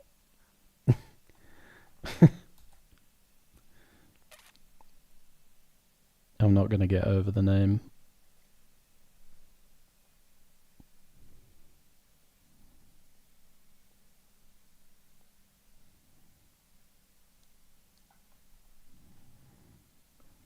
Got to make crazy progress on my Duchess before the 22nd. Get that good crit. This is not going to lie, kind of making me want to do Revenant Splash now too. Well, it's the thing, I was looking at the Duchess one and I was like, I want to do Duchess, but I was like, I can't. Asta's doing it. And also, you came up with so many compositions. I was like, this basically covers pretty much anything I was going to do if I was going to do it, So I was like, I'll do Revenant, because I started playing Revenant and I enjoyed, playing her, and I was like, okay, Revenant it is. And now you want to do Revenant.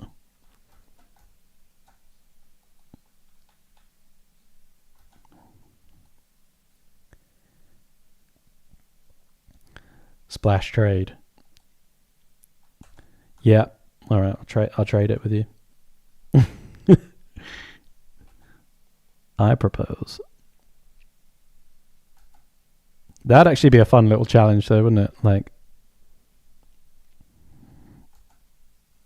you do the thumbnail for someone else. Swap,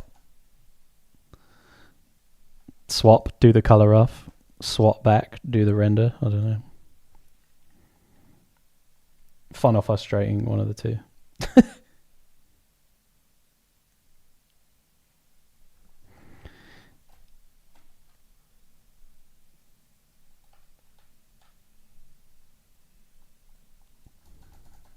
Like, what have they done to my painting? No, I mean it's kind of like that when you're working in a team. Actually, that you're basically not ever really doing everything start to finish when you work in a team. I mean, sometimes you do,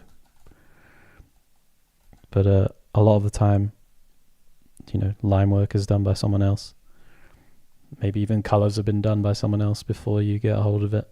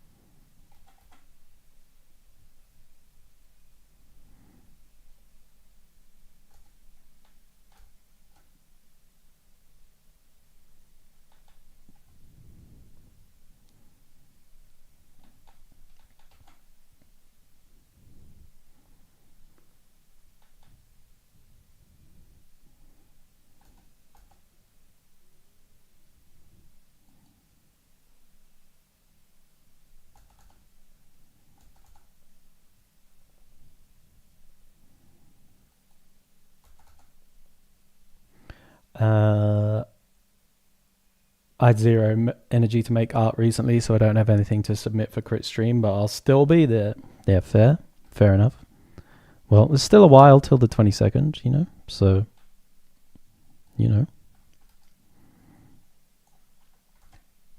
ain't over till it's over.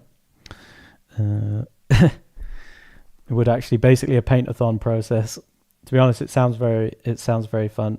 Maybe you do Raider and I do Recluse or something. That way we can keep the Duchess Revenant and do it on the next round. All right. Yeah.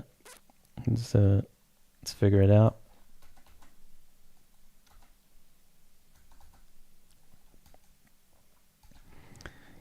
Let's figure it out.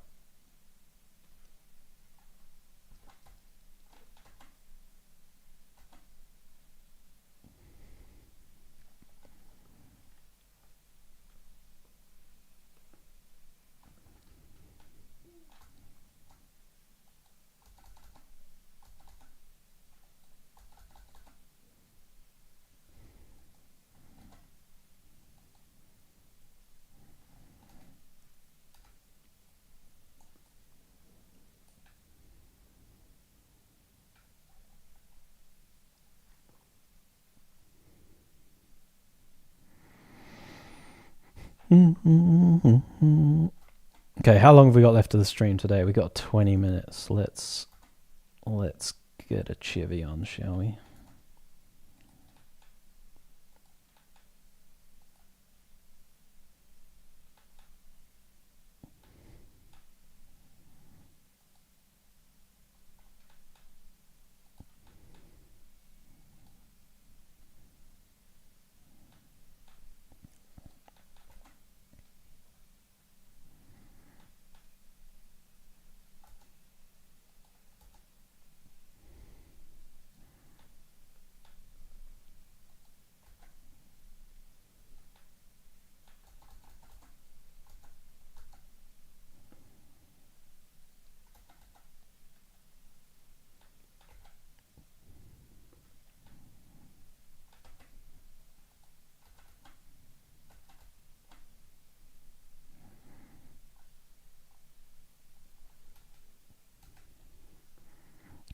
Let's try something out here.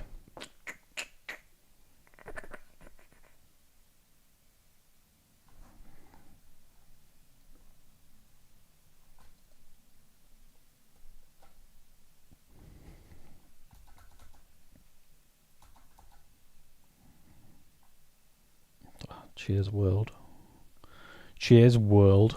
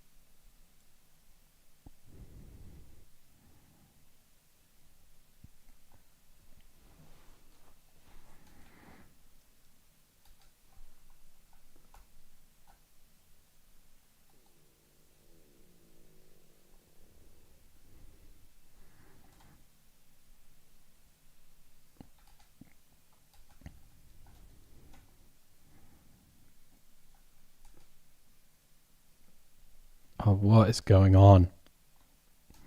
I think my laptop is getting a bit warm. Today's taking its toll on the laptop.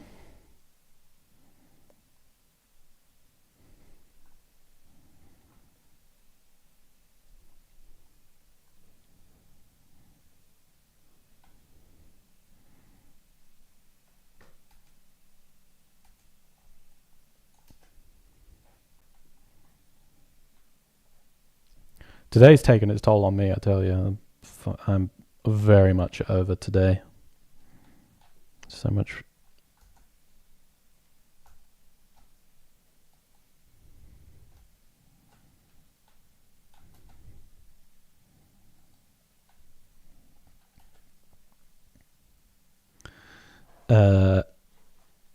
No 179 me. Thank you. Thank you for the follow.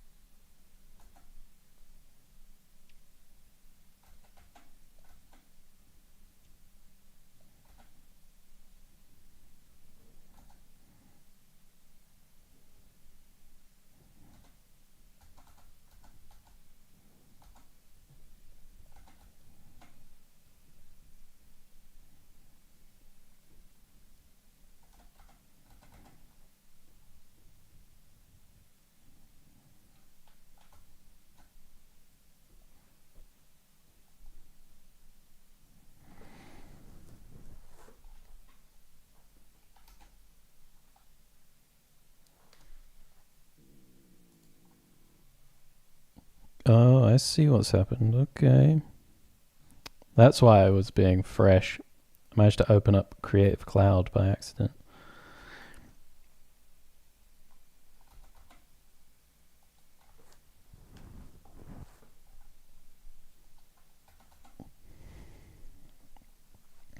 So yeah, this is like on a little bit more of the colorful side, right? For Elden Ring, but I'm deliberately being a bit more colorful now, and then I will sort of desaturate to some degree.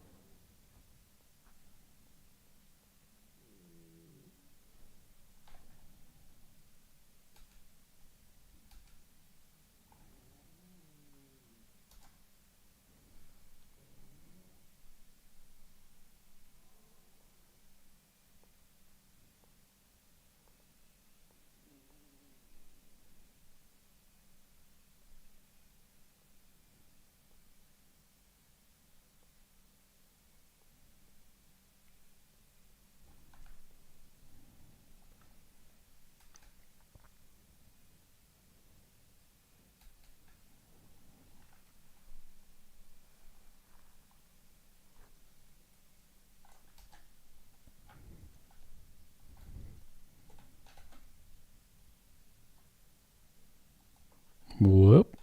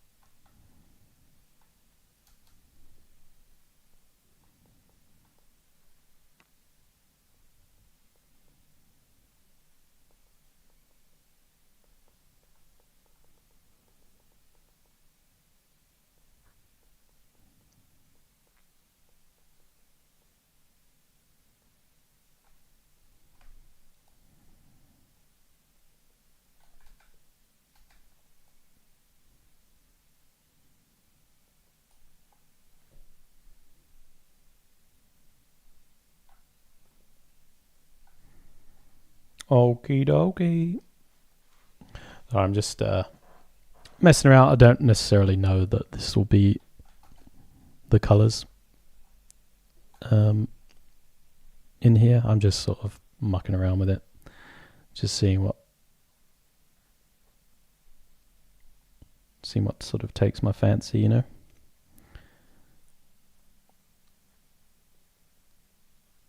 I'm liking it.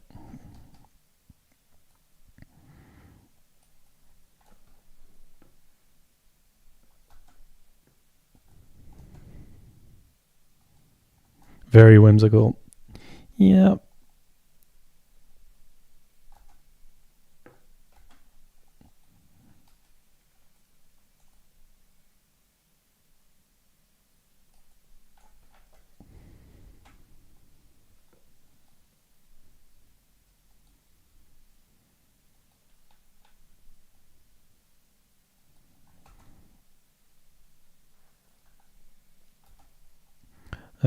Elden Ring is definitely a lot more kind of whimsical than Dark Souls, but it's not like this colourful.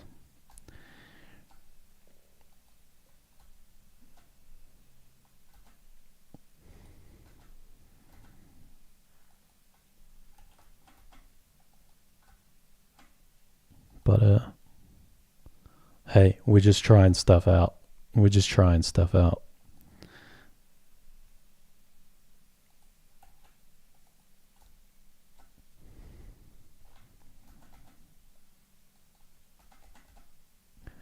I do want it to have this kind of like slightly ethereal quality to her, so I do like the idea of like blowing out the values a little bit around her. Give her that like kind of this to it. Then yeah, we catch all this snow or whatever magic sparks a little bit.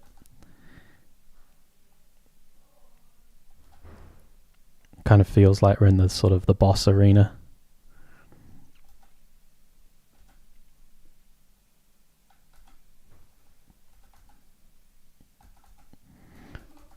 Yeah, it kind of feels like we're in the boss arena in the game. There's all this kind of magic and stuff flying around. And she's like, Go get him, Sebastian.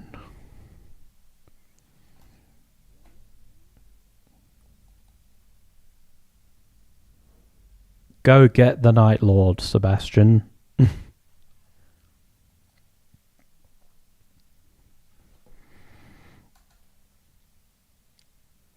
Let's do this super cheesy zoom blur.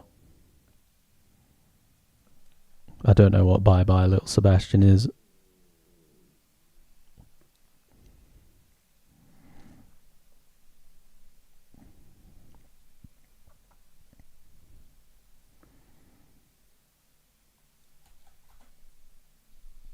I would paint this kind of blur in, you know, manually.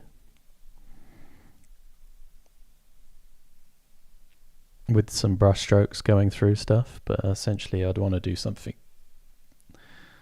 a little bit like this.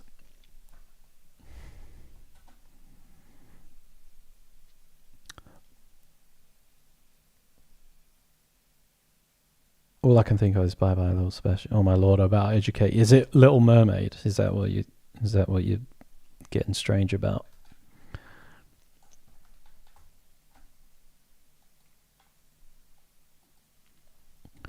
Is that what you're being a weirdo about?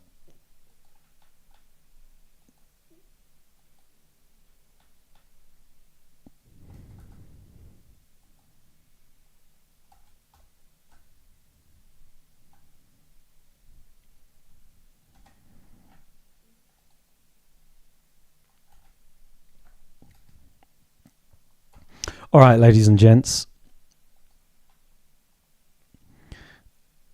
Can I drop a link in chat? It's a song. Yeah, put it in chat. I'll listen to it later. I'm not doing it now, but by all means, put it in the chat. Put it in the Discord.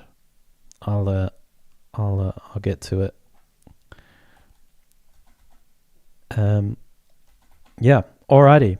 So this has been a nice fun time messing around doing a thumbnail. Didn't expect that I would put something into color, to be honest. I was just like, oh, I'll just noodle around and go in black and white and see Wagwan in that respect. But no, lo and behold, we've ended up in color. So let's see. Where we started today was here. And that's where we finished up. And yeah, essentially, this is kind of a thumbnail for this illustration. It's taken a bit further than I would with a thumbnail. Let's see it. This would be it in black and white. But yeah, it's quite fun. Quite fun little painting and an idea. Potentially, I'll continue on with it on the next time we stream, which will be next week. So yeah, we might continue on with it, or I might jump back to one of the other things. I'll have a bit of a think and have a bit of a decide nearer the time. And yeah, you never know. Maybe I'll continue on with this. I think basically what would happen here, the next stage for this would be I would do like a little bit of line work to just figure out the specifics of like her portrait, the angle of her head, and a little bit just like what her hands are doing and stuff like that. Sebastian, I'd probably just continue on with where he's currently at, just because he's already pretty well formed. It's just a case of like painting him up. The background, I kind of like the idea of having this sort of like starry night sky, and then the sort of sand and smoke and stuff from the boss arena kind of coming through with the sort of magic sparks. And then yeah, there we go. Kind of cool. Either way, I'll have a think about it. So thanks for tuning in, everyone. Much appreciated. Thanks for spending this Thursday night with me. I hope you all have a lovely weekend. Of course, if you have any questions or anything, put them in the Discord. This stream will be available to watch on the YouTube straight afterwards. So, all that being said, have a great time. And I'll catch you all next time. Peace out.